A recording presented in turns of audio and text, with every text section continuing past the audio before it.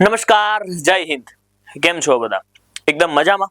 મિત્રો, આપણે હવે જોઈ રહ્યા છીએ વિશ્વ આદ્રભૂમિ ની અંદર નવી બે રામસર સાઇટોનો સમાવેશ કરવામાં આવ્યો. ભારતની અંદર કુલ રામસર સાઇટ છે ને તેની સંખ્યા 96 હતી. કેટલી હતી? 96 હતી. બે નવી બની એટલે થઈ કેટલી ગઈ? તો કે 98 થઈ ગઈ. ચાલો, આ પણ એક મગજની અંદર હોવું જોઈએ. બે જે નવી બની એના અંદરથી આપણા માટે એક મહત્વનો મુદ્દો એ કે એક ગુજરાતમાં બની છે. એક ક્યાં બની છે? તો કે ગુજરાતની અંદર. જો 97માં નંબરની છે ને એ અને એક 98માં નંબરની. 98મી રામસર સાઇટ 98મી રામસર સાઇટ ગુજરાતમાં બની છે. 98મી રામસર સાઇટ ક્યાં બની છે? ગુજરાતની અંદર. સાહેબ કઈ? તો ગુજરાતની અંદર આવેલું છે કચ્છ અને કચ્છની સારીઢંઢ. આ બાયોસ્ફિયર રિઝર્વ બન્યું. ત્યારબાદ જો હું 97 નંબરની વાત કરવા જાઉં, 97માં નંબરની બે નવી બની છે. તો 97મી કઈ? તો ઉત્તર પ્રદેશનું સૌથી નાનું અભયારણ્ય, જી મિત્રો, પટના પક્ષી અભયારણ્ય. પટના પક્ષી અભયારણ્ય આ 97માં નંબરની રામસર સાઇટ બની છે. એટા ઉત્તર પ્રદેશ ખાતે આવેલું છે.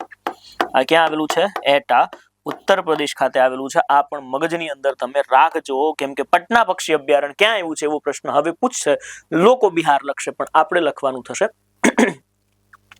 ઉત્તર પ્રદેશ. ચાલો, ત્યારબાદ આપણે જોઈએ સાહેબ રામસર સંમેલન. રામસર સંમેલનનું આયોજન પહેલી વખત 2 ફેબ્રુઆરી 1971. રામસર સંમેલનની વાત કરી રહ્યો છું. 2 ફેબ્રુઆરી 1971 ના રોજ ઈરાનના રામસર ખાતે ભરાયું. ત્યારથી સાહેબ 2 ફેબ્રુઆરીના દર વર્ષે 2 ફેબ્રુઆરી, આટલા માટે 2 ફેબ્રુઆરી આદ્રભૂમિ દિવસ તરીકે ઉજવવામાં આવે. આદ્રભૂમિ દિવસ તરીકે ઉજવવામાં આવે છે. આ પણ એક મગજની અંદર રાખજો. આ વર્ષની થીમ 2026ની થીમ શું હતી? તો કે આદ્રભૂમિ અને પારંપરિક જ્ઞાન. આ થીમ હતી આદ્રભૂમિ અને પારંપરિક જ્ઞાન. આ થીમ હતી. 2 ફેબ્રુઆરી 1971 ના રોજ ઈરાનના રામસર ખાતે એક સંમેલન આયોજિત થયું, જે સંમેલન રામસર સંમેલન તરીકે ઓળખાય છે. આટલું મગજની અંદર તમને છપાઈ ગયેલું હશે જ. ઓકે, રામસર સંમેલનની અંદર અથવા રામસર કોન્વેક્શનની અંદર ભારતે સાઇન ક્યારે કરી? તો કે 1982 ની અંદર ભારત દ્વારા સાઇન કરવામાં આવી. 1982માં ભારત જોડાયું. ચાલો, આ ઉપરાંત સાહેબ સૌથી વધારે રામસર સાઇટ છે ને, સૌથી વધારે રામસર સાઇટ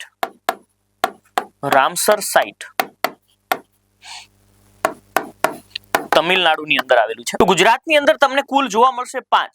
એમાંથી એક સારીઢંઢ તો તમે જોઈ ગયા. પહેલા નંબરની છે ને એ તમને જોવા મળી જશે નળ સરોવર. આ નળ સરોવર છે ને એ 2012 ની અંદર બન્યું.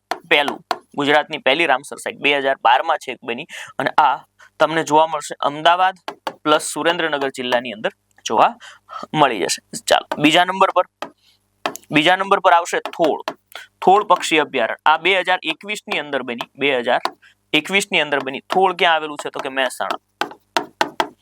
ત્યારબાદ એક આવશે વઢવાણા વેટલેન્ડ્સ. આ વઢવાણા છે ને એ પણ 2021માં જ બની છે. 2021ની અંદર, અને આ વડોદરાની અંદર આવેલું છે વઢવાણા. અને ચોથા નંબરનું છે ખીજડીયા પક્ષી અભયારણ્ય. 2022માં બની ખીજડીયા પક્ષી અભયારણ્ય. આ ક્યાં આવેલું છે? તો કે ખીજડીયા પક્ષી અભયારણ્ય તમને જોવા મળશે જામનગરની અંદર, અને આ ખીજડીયા 2022માં બની.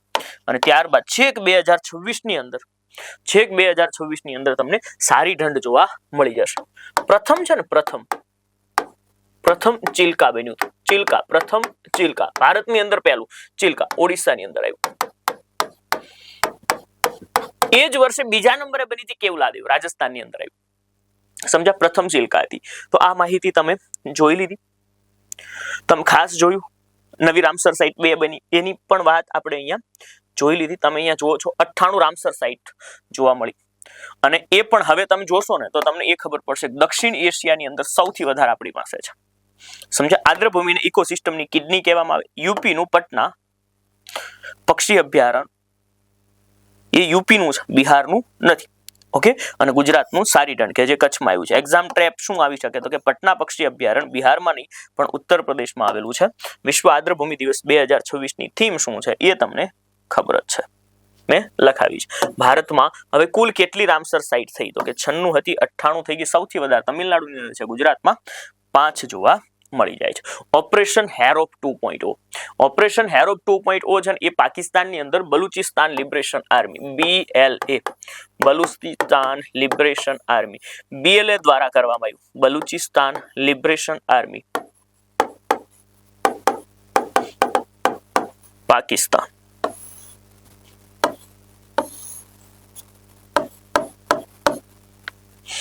બરાબર, બલુચિસ્તાન લિબરેશન આર્મી પાકિસ્તાનની અંદર આવેલું છે. આ પણ તમે યાદ રાખજો. ઓપરેશન હેરોપ 2.0. ઓપરેશન હેરોપ 2.0 બલુચિસ્તાનની અંદર મુદ્દો સમજો તમે આખો એટલે તમને વધારે ખબર પડશે. ઓપરેશન હેરોપ 2.0 માની લો કે આ પાકિસ્તાન છે, કૂતરા જેવો દેખાતો એક દેશ આપણે બનાવીએ. અહીંયા BLA આવેલું છે. BLA મતલબ અહીંયા છે બલુચિસ્તાન.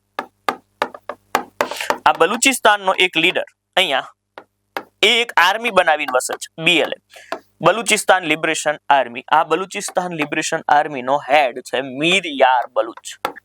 મીર યાર બલુચ.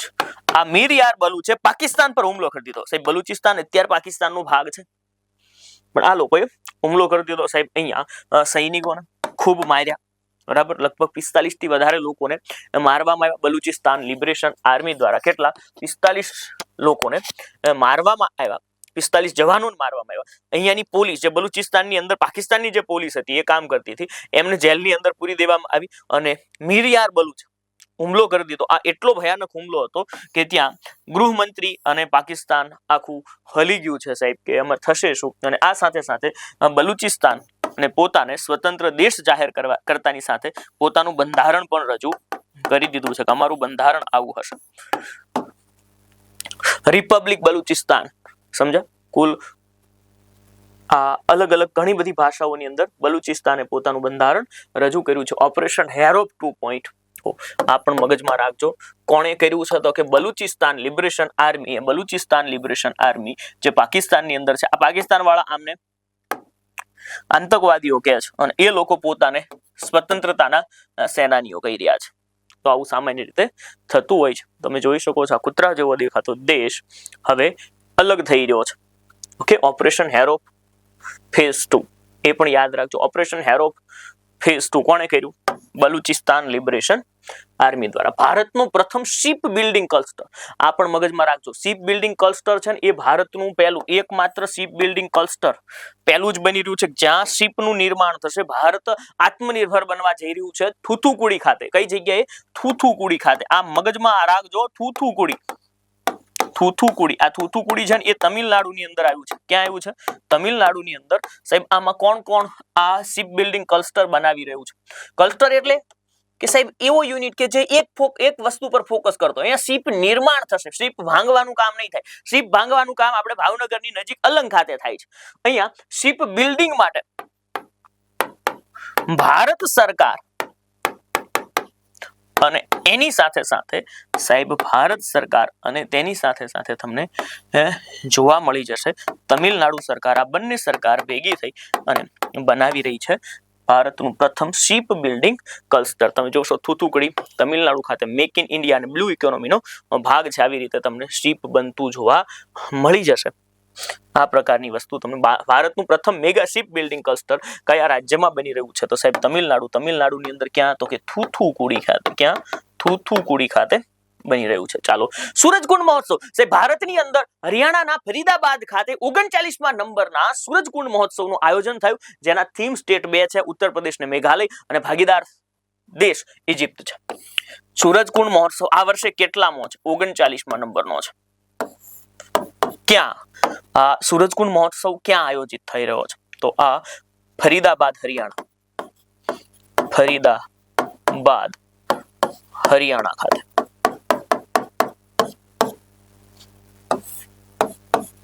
સહભાગી સ્ટેટ અથવા થીમ સ્ટેટ એ બે પ્રશ્ન તમારી સામે આવે તો થીમ સ્ટેટ બે છે. પહેલું ઉત્તર પ્રદેશ અને બીજું મેઘાલય.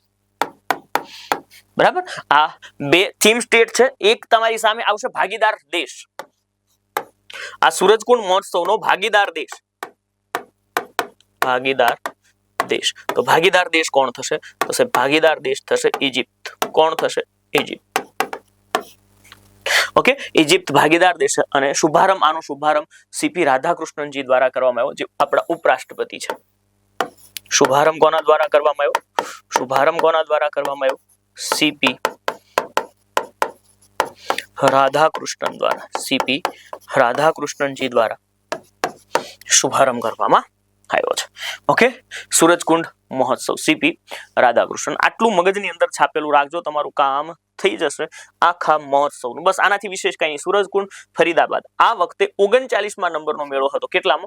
39મા નંબરનો મેળો હતો. હા, ભાગીદાર રાષ્ટ્ર દેશ પૂછાય તો ઇજિપ્ત અને વસુદેવ કુટુંબકમના સૂત્ર સાથે ઉજવાઈ રહ્યું છે. થીમ રાજ્યો બે છે. સૂરજકુંડ મહોત્સવની મેળામાં ભાગીદાર રાષ્ટ્ર તરીકે કોણ રહ્યું? ઇજિપ્ત. ઇજિપ્ત અથવા તમે તેમાં મિશ્ર લખી શકશો. ચાલો, સુનેત્રા પવાર. સુનેત્રા પવાર મહારાષ્ટ્રના નવા ડેપ્યુટી સીએમ બન્યા છે. નવા નાયબ મુખ્યમંત્રી.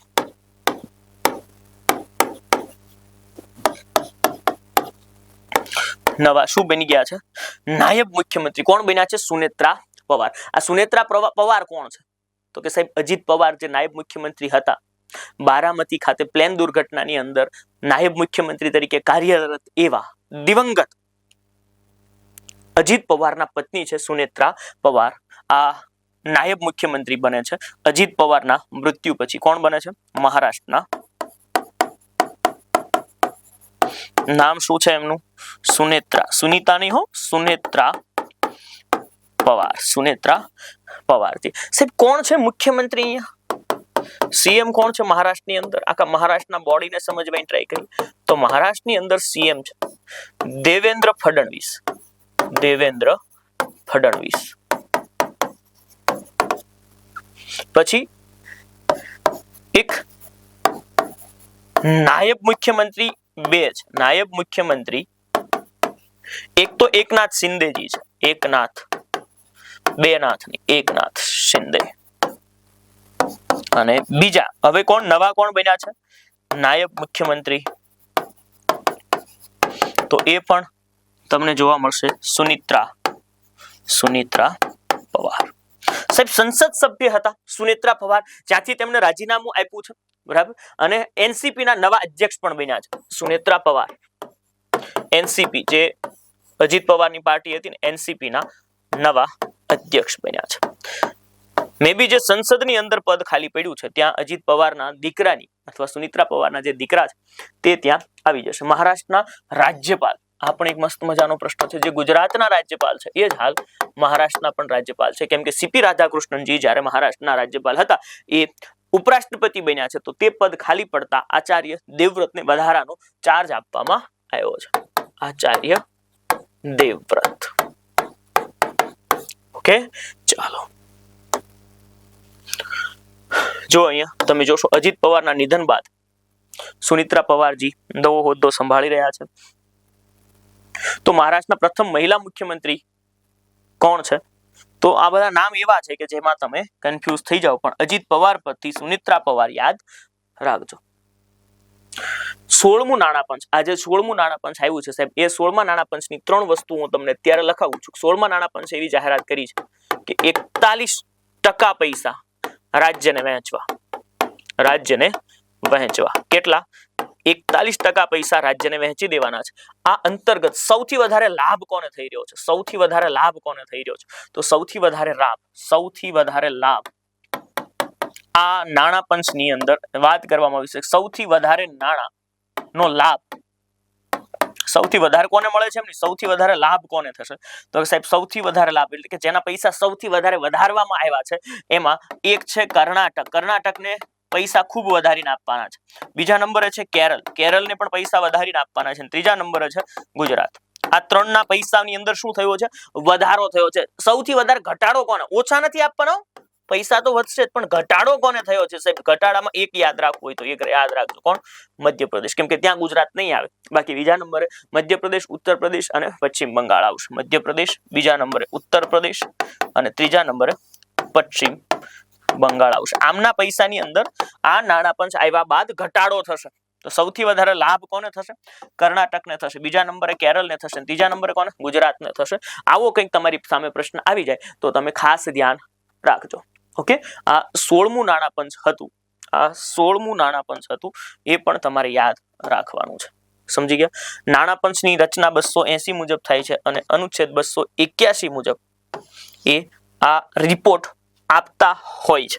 આ પણ યાદ રાખી લીધું તમે, મસ્ત મજાનું. 41% હિસ્સો આપવાનો છે. સૌથી વધારે લાભ કયા રાજ્યને થયો એ મુદ્દો પણ ખબર પડી ગઈ. આબાદી એટલે પબ્લિક, વસ્તી ઉપર 15% જોવા મળશે તમને. એ કેટલું થઈ ગયું? હવે 17.5% થઈ ગયું.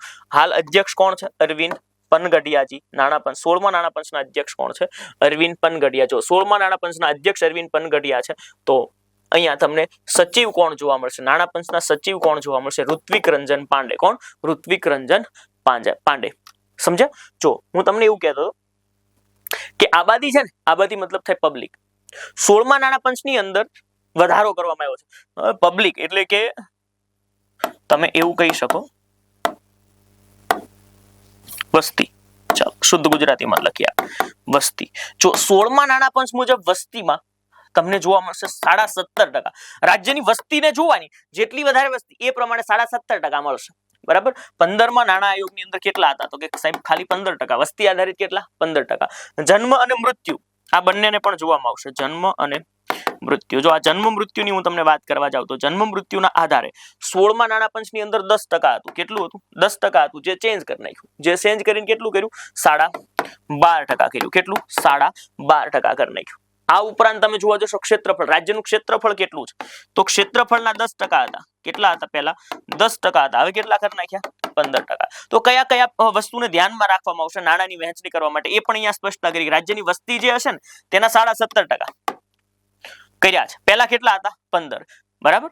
જન્મ અને મૃત્યુમાં 10, એના કેટલા કર્યા? 12.5. વન અને વન ક્ષેત્ર, વન ક્ષેત્ર આ એમને જ રાખ્યું છે. વન અને વન ક્ષેત્ર મુજબ 10% પૈસા આપવામાં આવતા હતા. અત્યારે પણ કેટલા? 10% જ આપવામાં આવશે. ખબર પડી? હવે બીજી વસ્તુ સાહેબ, બીજી વસ્તુ એ કે અહીંયા એક નવો સ્લેબ એડ કરવામાં આવ્યો છે. જીડીપી માં ફાળો એ કેટલો? 10% નવા અલગથી એડ કરી દીધા છે. આ નવા છે જે તમને 16મા નાણાં પંચની અંદર જોવા મળશે. આ નવું છે. જીડીપી માં ફાળો 10%. પહેલા નહોતો, હવે 10% કરી નાખવામાં આવ્યો છે. અને આવકનું અંતર છે ને એ 45% હતું, તેના 42.5% કરી નાખવામાં આવ્યું છે. તો આવકમાં અંતર જે હતું ને, આવકમાં અંતર એ 42.5% કરી નાખ્યું. પહેલા કેટલું હતું? 45% હતું. અને હવે એક નવો સ્લેબ એડ કર્યો છે.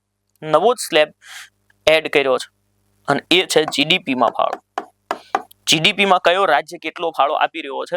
સાહેબ જે વધારે કમાઈને આપતો હોય જે છોકરો, એ છોકરો વધારે વાપરે તો એમાં કઈ ના પાડી શકાય નહીં. તો આ જીડીપી ના 10% અલગથી એડ કર્યા. હવે તમે સરવાળો કરશો એટલે થઈ જશે. સમજ્યા? 42 ને 17 કેટલા થાય? 59. આ 60 થઈ ગયા 0.55. 42.5 17.5 એટલે 60 થયા. 60 પછી તમે જો 70 80 90 અને 100. બરાબર. 100% પૈસા વહેંચાઈ ગયા છે. આપણે એ જ કામ છે. મુખ્યમંત્રી ગ્રામોત્થાન યોજના આ પણ આપણા ગુજરાતની યોજના છે સાહેબ. 10,000 થી વધારે વસ્તીવાળા ગામડાઓને ડિજિટલ બનાવવા માટે 10,000 થી વધારે વસ્તીવાળા ગામડાને શહેર જેવા બનાવવા માટે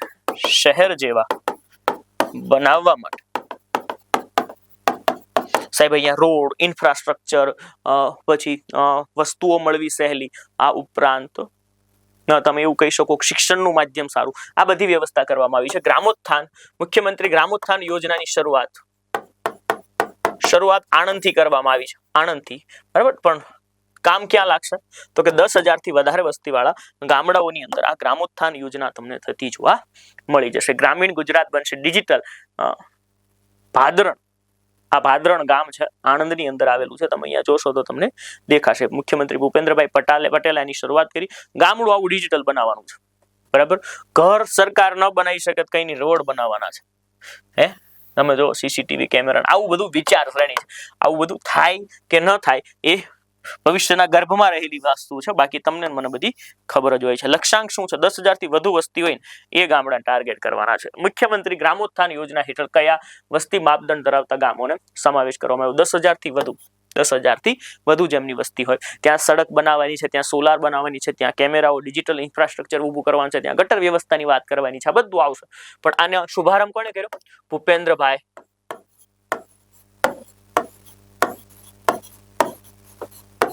ભૂપેન્દ્રભાઈ પટેલ.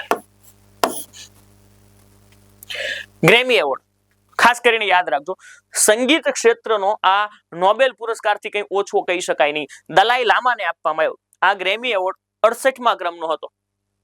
કેટલામાં? 68મા ક્રમનો આ ગ્રેમી એવોર્ડ હતો. આપવામાં કોને આવ્યો છે? આ એવોર્ડ આપવામાં કોને આવ્યો છે? દલાઈ લામાને. એમનું એક આલ્બમ છે, આ આલ્બમનું નામ છે spoken word album. Spoken word album. આ બદલ એમને ગ્રેમી એવોર્ડ આપવામાં આવ્યો છે. આ લગભગ એવું કહી શકાય છે કે પ્રથમ ગ્રેમી એવોર્ડ તિબ્બતી આધ્યાત્મિક ગુરુને આપવામાં આવ્યો છે. સમજ્યા? આ જે દલાઈ લામા છે તેમનું મૂળ નામ છે તેન્જિન ગ્યાત્સો. દલાઈ લામાનું મૂળ નામ છે શું? તેન્જિન ગ્યાત્સો. દલાઈ લામાનું મૂળ નામ શું છે? તેન્જિન ગ્યાત્સો. તેન્જિન ગ્યાત્સો એ મૂળ નામ છે. આ પણ તમે સાથે સાથે યાદ રાખી લેજો. દલાઈ લામાના આશીર્વાદ હવે ગ્રેમી સુરમાં 90 વર્ષની વયે આધ્યાત્મિક વૈશ્વિક વિજય થયો છે. સમજી ગયા? પહેલો ગ્રેમી એવોર્ડ છે ને એ ભારતમાં કોઈને મળ્યો હોય તો એ પંડિત રવિશંકરજીને મળ્યો છે. પ્રથમ મહિલાની વાત કરવામાં આવે. પ્રથમ મહિલા છે તન્વી શાહ. પ્રથમ મહિલા એ કોણ છે? પ્રથમ મહિલા છે તન્વી શાહ. ગ્રેમી એવોર્ડ કોને મળ્યું છે? દલાઈ લામા. દલાઈ લામા હાલ ભારતની અંદર રહી રહ્યા છે. સ્પોકન વર્ડ આ મેડિટેશન માટેનો આલ્બમ છે એ પણ યાદ રાખવાનું. 68મા નંબરનો છે. અને આ જે દલાઈ લામા કામ કરી રહ્યા છે એ 14મા નંબરના દલાઈ લામા છે. કેટલામાં? 14મા નંબરના સાહેબ. તમે જુઓ હિમાચલ પ્રદેશની અંદર તમને આ દેખાઈ રહ્યું છે બધું. 14મા દલાઈ લામા એ કયા આલ્બમ માટે વર્ષ 2026 નો ગ્રેમી એવોર્ડ જીત્યો છે? તો સ્પોકન વર્ડ. કયો? સ્પોકન વર્ડ આલ્બમ માટે એમને આપવામાં આવ્યું છે. ત્યારબાદ સાહેબ આવે છે ઓરેન્જ ઇકોનોમી. આ શબ્દ નવો શબ્દ છે. ઓરેન્જ ઇકોનોમી એક આ વખતે કેરળના બજેટની અંદર તમને શબ્દ સંભળાયો. કયો શબ્દ સંભળાયો? તો કે એ શબ્દ સંભળાયો તમને ખાસ કરીને સિલ્વર ઇકોનોમી. આ ઓરેન્જ ઇકોનોમી છે. ઓરેન્જ ઇકોનોમીની હું વાત તમને કરવા જાઉં ને તો ઓરેન્જ ઇકોનોમી શું છે? આ પહેલી વખત આવો શબ્દ આપણે કોઈ બજેટની અંદર સાંભળ્યો છે. ભારતના આ કોઈ બજેટમાં કે ક્યારે આ ઓરેન્જ ઇકોનોમીની ચર્ચા નથી કરવામાં આવી. આખું વિશ્વ જાણવા માંગે છે આ છે શું? તો આ છે સાહેબ જે લોકો ગેમિંગ કરી રહ્યા છે, જે લોકો કન્ટેન્ટ બનાવી રહ્યા છે, કન્ટેન્ટ ક્રિએટર છે. જે લોકો ગેમિંગ, પછી બીજા નંબરે કન્ટેન્ટ ક્રિએટર કરી રહ્યા છે, જે લોકો નવાચાર ઇનોવેશન કરી રહ્યા છે, પછી તમે કહી શકો કે VFX નો ઉપયોગ કરી રહ્યા છે, એનિમેશન નો ઉપયોગ કરી રહ્યા છે, VFX નો ઉપયોગ કરી રહ્યા છે, સાઉન્ડ મિક્સ કરી રહ્યા છે. આ બધા પ્રકારનું જે આખી નવી જ વસ્તુ જેનો સોશિયલ મીડિયા પર ભરપૂર ઉપયોગ થાય છે, આનાથી એક રોજગાર સર્જન કરવાનું છે. આના માટે ઓરેન્જ ઇકોનોમી ને વધારવા માટે આપણે 500 લેબ બનાવવાના છે કોલેજની અંદર. ક્યાં? કોલેજમાં. અને 15,000 થી વધારે લેબ બનાવવાના છે સ્કૂલમાં. 15,000 થી વધારે લેબ. 15,000 થી વધારે લેબ આપણે બનાવવાના છે સ્કૂલમાં. આ છે આખી ઓરેન્જ ઇકોનોમી છે. હાલ આપણા બજેટની અંદર ખૂબ ચર્ચામાં રહી છે. Content creator lab. આ લેબ કેવા હશે? Content creator.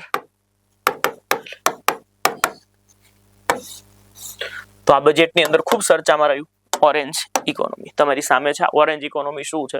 આ તમે જો બધા ગેમિંગ વાળા છે, સાઉન્ડ બધા પ્રોડ્યુસ કરી રહ્યા છે અલગ અલગ પ્રકારની. આ ઓરેન્જ ઇકોનોમીનો શંખનાદ. 15,000 શાળાઓમાં ખુલશે કન્ટેન્ટ ક્રિએટર લેબ. પણ કોલેજની અંદર કેટલા એ પણ યાદ રાખવાનું છે. ઓરેન્જ ઇકોનોમી શબ્દ શું છે? Orange economy. આ ઓરેન્જ ઇકોનોમી હેઠળ કેટલી શાળાઓમાં કન્ટેન્ટ ક્રિએટર લેબ સ્થાપવાની વાત છે? તો સાહેબ 15,000 સ્કૂલ અને 500 કોલેજ. કેન્દ્રીય બજેટમાં રેલવે. જો હું તમને વાત કરવા જાઉં તો રેલવે એ ભારતનું એન્જિન માનવામાં આવે. સમજ્યા? તો આ રેલવે બજેટની અંદર 2.93 લાખનો પૂંજીગત વ્યય કરવાની વાત છે. કેટલો? 2.93 લાખ. 2.93 લાખનો શું કરવાનો છે? પૂંજીગત વ્યય. પૂંજીગત વ્યય કોને કહેવાય? સાહેબ જેમાંથી પૈસા આપણને મળે એ પૂંજીગત વ્યય કહેવાય. શું કહેવાય? પૂંજીગત વ્યય કહેવાય. સમજો? જેમાંથી 2 રૂપિયા વધીને આવે એ પૂંજીગત વ્યય કહેવામાં આવે. દાખલા તરીકે સરકાર 2 પ્રકારના ખર્ચા કરતી હોય. એક પગાર ચૂકવે, તો પગાર ચૂકવે ને એ પૂંજીગત વ્યય ન કહેવાય, કેમ કે એમાંથી અમને સરકારને કાંઈ નથી મળવાનું. પણ સરકાર કોઈ નવી રેલવે ખોલી નાખે તો, રેલવે શરૂ કરે તો એ પૂંજીગત વ્યય છે. એમાં રેલવે બજેટની અંદર 2.93 લાખ કરોડ, ખાલી 2.93 લાખ નહીં પણ 2.93 લાખ કરોડ રૂપિયા જોવા મળી જશે. સમજ્યા તમે? 2.93 લાખ કરોડ રૂપિયા આના અંદર તમને ખાસ કરીને જોવા મળવાના છે. ક્યાં? કેન્દ્રીય બજેટની અંદર 2.93 લાખ કરોડનો પૂંજીગત વ્યય તમારી નજર સામે તમને દેખાશે કેન્દ્રીય બજેટમાં રેલવે. ચાલો, આ એક મુદ્દો તમને સમજાઈ ગયો છે કેન્દ્રીય બજેટમાં રેલવે. હવે ભારત સરકાર છે ને એ કુલ 7 નવી ફાસ્ટેસ્ટ રેલવે શરૂ કરી રહી છે, જેને હાઈ સ્પીડ રેલવે કોરિડોર કહેવામાં આવશે. હાઈ સ્પીડ રેલવે કોરિડોર શરૂ કરવાની છે. કેટલી?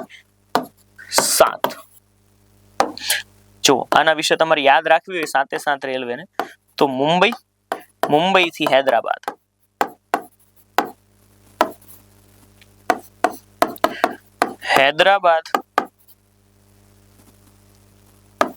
હૈદરાબાદ થી બેંગ્લોર,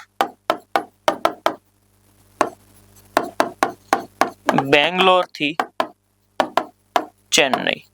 એક છોડવાની છે આપણે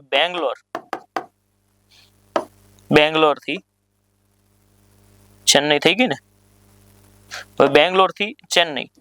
એક હૈદરાબાદ થી ચેન્નઈ.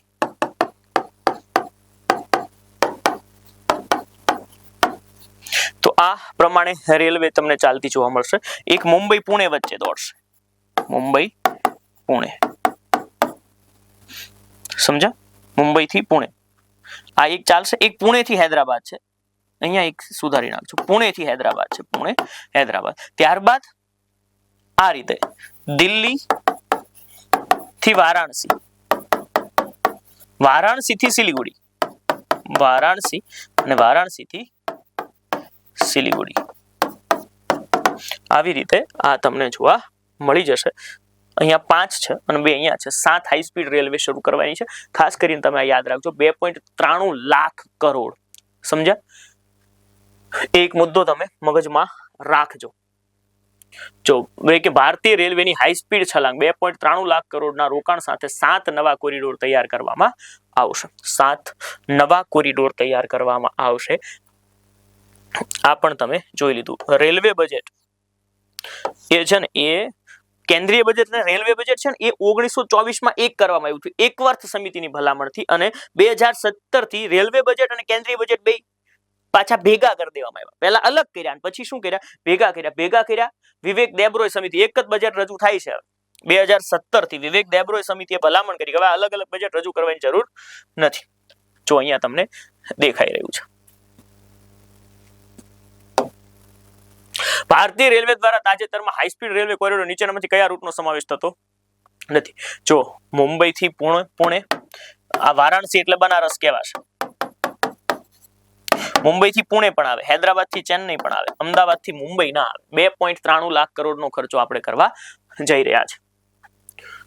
ઓકે, ત્યારબાદ તમે લોકો માત્ર જો બંધારણને પરચેસ કરવા માંગતા હો તો 60 દિવસની વેલિડિટી હું તમારી આના અંદર આપું છું. 199 રૂપિયાના અંદર ભારતનું બંધારણ અને ખાલી બજેટની ટેસ્ટ જે આપણે બજેટ ભણાવ્યું છે આખું એ યુટ્યુબની અંદર છે. લેક્ચર તમારે એમને જોવાનો છે. એ લેક્ચર 1-2 વખત જોયા પછી ટેસ્ટ આપવાની છે. એટલે તમારા બજેટની અંદર વર્ષમાં કોઈ પણ પ્રકારના પ્રશ્ન પૂછાશે. 100 પ્રશ્નોની ટેસ્ટ છે. 6 રૂપિયા કિંમત છે. ઓકે, ચાલો. ગુજરાતની ભૂગોળની ટેસ્ટ 21 રૂપિયામાં છે. આવી જ રીતે બંધારણની ટેસ્ટ પણ તમને જોવા મળશે 21 રૂપિયાની અંદર. આ પણ 21 રૂપિયાની અંદર છે. હવે આવે છે પ્રશ્ન ત્યારબાદનો ઓસ્ટ્રેલિયન ઓપન. કયો પ્રશ્ન આવે છે? નજર સામે તમારી ઓસ્ટ્રેલિયન ઓપન. આ ઓસ્ટ્રેલિયન ઓપનના વિજેતા કોણ રહ્યા? તો કે સાહેબ સ્પેનનો એક યુવાન ખેલાડી કાર્લોસ અલકરાજ નોવાક જોકોવિચને હરાવી ઓસ્ટ્રેલિયન ઓપન જીતી ગયો છે. કોણ? કાર્લોસ અલકરાજ.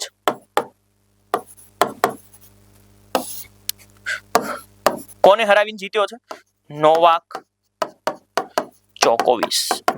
જોકોવિચને હરાવીને. વિજેતા કોણ? કાર્લોસ અલકરાજ. એ શું બન્યો છે? વિજેતા બન્યો છે. તમે કહેશો ઓકે, ચાલો. બીજી વસ્તુ, મહિલાઓમાં કોણ વિજેતા બન્યું? સાહેબ આ મહિલાઓની અંદર પણ તમે યાદ રાખજો, અલેના રાય બકીના. શું? અલેના, ઐશ્વર્યા રાય નથી હો, પણ તમે એવી રીતે યાદ રાખો તો ચાલશે. અલેના રાય બકીના. સાહેબ જેમને હરાવ્યા એ મહત્વનો મુદ્દો છે. આયના સબલેન્કા છે ને એમને હરાવ્યા છે. આયના સબલેન્કા. એટલે તમારા માટે 2 મુદ્દા થઈ ગયા. સમજી ગયા? આવી રીતે પણ યાદ રાખી લો ને તો એક કે બરાબર. અલેના રાય બકીના આ મહિલા અને કે પરથી કાર્લોસ અલકરાજ ઓસ્ટ્રેલિયન ઓપન નો એ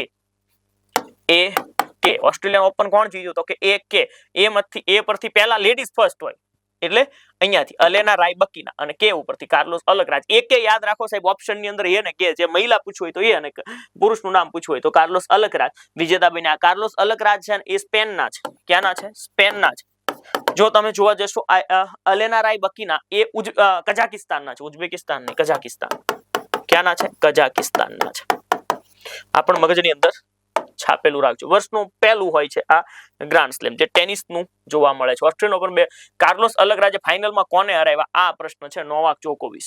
આ નોવાક જોકોવિચ ક્યાંના છે? તો કે નોવાક જોકોવિચ છે ને એ સર્બિયાના છે. કયા દેશના છે? સર્બિયાના છે. ડન. ચાલો ત્યારબાદ વધી આગળ. WBF super 300. આ WBF સુપર 300 થાઈલેન્ડ માસ્ટર પણ કહેવાય છે. આને શું કહેવાય? થાઈલેન્ડ માસ્ટર પણ કહેવાય. આમાં દેવિકા સિહાગ વિજેતા બની ગયા. BWF super badminton world federation BWF super 300 આને કોણ જીત્યું છે સાહેબ? આપણા દેવિકા સિહાગ. મગજની અંદર છાપેલું રાખજો. દેવિકા સિહાગ વિજેતા બન્યા છે. દેવિકા સિહાગે કોને હરાવ્યા છે એ પણ જો તમારે યાદ રાખવું હોય તો ગોહજીન, એક મલેશિયાની ખેલાડી છે, બહુ અનુભવી ખેલાડી છે. ગોહજીનને હરાવ્યા છે અને ગોહજીને છે ચાલુ મેચની અંદર એમને ખબર પડી કે હવે આપણી હાર છે, દેવિકાજી જીતી રહ્યા છે, ત્યારે ગોહજીને ચાલુ મેચ જ રિટાયરમેન્ટ લઈ લીધો છે. આ ગોહજીન મલેશિયાની ખેલાડી છે. ક્યાંની ખેલાડી છે? તો કે મલેશિયાની ખેલાડી છે. આ પણ સાથે સાથે છાપેલું રાખજો. ચાલો વધીએ આગળ. તો આ દેવિકા સિહાગ તમારી નજર સામે દેખાઈ રહ્યા છે. દેવિકા સિહાગ વિજેતા બન્યા છે. કોને હરાવ્યા છે એ પણ યાદ રાખવાનું છે. જો દેવિકા સિહાગ થાઈલેન્ડ માસ્ટરમાં ઐતિહાસિક વિજય મેળવ્યો છે. WBF સુપર 300 થાઈલેન્ડ માસ્ટર તરીકે પણ ઓળખાય છે. તમે અહીંયા જોઈ શકો છો દેવિકા સિહાગ વિજેતા બન્યા છે અને ગોહજીન. આ પણ એક મસ્ત મજાનો મુદ્દો હતો. અહીંયા પ્રશ્ન છે તમારી સામે. થાઈલેન્ડ માસ્ટર બેડમિન્ટન ટુર્નામેન્ટના સંદર્ભમાં નીચેના વિધાનો તપાસો. દેવિકા સિહાગે તેણીનો પ્રથમ WBF સુપર 300 ખિતાબ હાંસલ કર્યો છે. તેણીએ ફાઇનલ મેચમાં ગોહજીન વેઈને 3 સેટના સંપૂર્ણ મુકાબલામાં હરાવી છે. જી હા, આ બંને વિધાન સાચા છે. અહીંયા તમને પૂછવું છે શું? નીચેના વિધાન તપાસો. બરાબર, આ બંને સત્ય છે. બંને જવાબ સત્ય છે. યુએવી પરીક્ષણ અને નવાચાર કેન્દ્ર. યુએવી એટલે શું? અનમેન એરિયલ વ્હીકલ. અનમેન એરિયલ વ્હીકલ રેગેલુન્ડા ખાતે બન્યું છે. અનમેન એરિયલ વ્હીકલ. આના માટે એક આખો જ અલગ પરીક્ષણ અને નવાચાર કોરિડોર બન્યો છે. UAV testing and innovation corridor આખો અલગથી બનાવવામાં આવ્યો છે, જેમાં ભારત ભવિષ્યની અંદર અલગ અલગ પ્રકારના અનમેન એરિયલ વ્હીકલ. આ અનમેન એરિયલ વ્હીકલ એટલે શું? ડ્રોનના પ્રશિક્ષણ અને નવાચાર માટેનો એક આખો અલગ જ વિભાગ બનાવી દીધો છે રેગેલુંડા. આ રેગેલુંડા આવેલું છે ઓડિશાની અંદર. થોડા સમયની અંદર આ નામ પણ તમારે ઈસરો ના બેંગલુરુની જેમ આ રેગેલુંડા આ ફેમસ થઈ જવાનું છે. ઈસરો DRDO ની જેમ આ યુએવી ટેસ્ટિંગ લેબ બનવા જઈ રહ્યો છે રેગેલુંડા ઓડિશા ખાતે. તમને બધાને ખબર છે આ ડ્રોન નું ટેસ્ટિંગ થશે અહીંયા. આકાશમાં ભારતીય ડ્રોન્સ નો શું તમને જોવા મળશે દબદબો. ઓડિશામાં દેશનો પ્રથમ યુએવી ટેસ્ટિંગ કોરિડોર જોવા મળી રહ્યો છે. ભારતનો પ્રથમ યુએવી ટેસ્ટિંગ કોરિડોર કયા એરપોર્ટ પર સ્થાપિત થશે? રેગેલુંડા એરપોર્ટ પર સ્થાપિત થશે. અને આ ક્યાં આવેલું છે સાહેબ? આ આવેલું છે ઓડિશાની અંદર. ભારત વિસ્તાર એક આખી અલગ એઆઈ સિસ્ટમ બનાવવામાં આવી છે. એઆઈ નો ખેતીમાં ઉપયોગ થશે. એઆઈ છે ને એ કયા સમયે પાકની લણણી, કયા સમયે વાવણી કરવી, મોસમનો હાલ કેવો રહેશે, કયા પ્રકારે શું થઈ રહ્યું છે એ પણ મગજમાં તમને આપતું રહેશે. સમજ્યા? એ પણ મગજની અંદર આપતું રહેશે. ભારત વિસ્તાર. આ ભારત વિસ્તાર પહેલ પણ તમારી સામે તમને દેખાઈ રહી છે. ઓકે, ભારત વિસ્તાર. ખેડૂતોની મદદ માટે કૃષિ મંત્રાલય લોન્ચ કરેલ બહુભાષી એઆઈ ટૂલ કયું છે? ભારત વિસ્તાર. ખેડૂતોની મદદ માટે. આ પેજ ઉપર પણ એ જ લખ્યું છે. જો ખેતીમાં આર્ટિફિશિયલ ઇન્ટેલિજન્સ એઆઈ ભારત સરકારે લોન્ચ કર્યું બહુભાષી ભારત વિસ્તાર એઆઈ ટૂલ. એગ્રીસ્ટેક પોર્ટલ જોડાયેલું બહુભાષી એઆઈ ટૂલ છે. ખેડૂતોને પ્રાદેશિક ભાષામાં પાક પસંદગી, હવામાન વિશે ચોક્કસ માહિતી આપતું જોવા મળી જશે. તો આ સારામાં સારી પહેલ કહેવાય ભારતની. એ પણ મગજમાં રાખજો તમે ખેડૂતોની મદદ કરવા માટે. હવે આપણે આવીએ છીએ મુખ્યમંત્રી એતિકોલી દીતી. આ યોજના મુખ્યમંત્રીની યોજના છે આખી. મુખ્યમંત્રી એતિકોલી દૂતી. આ મુખ્યમંત્રી એતિકોલી દૂતી જે યોજના તમને દેખાઈ રહી છે આના અંદર એક વખત ચાના બગીચામાં કામ કરતા ચાના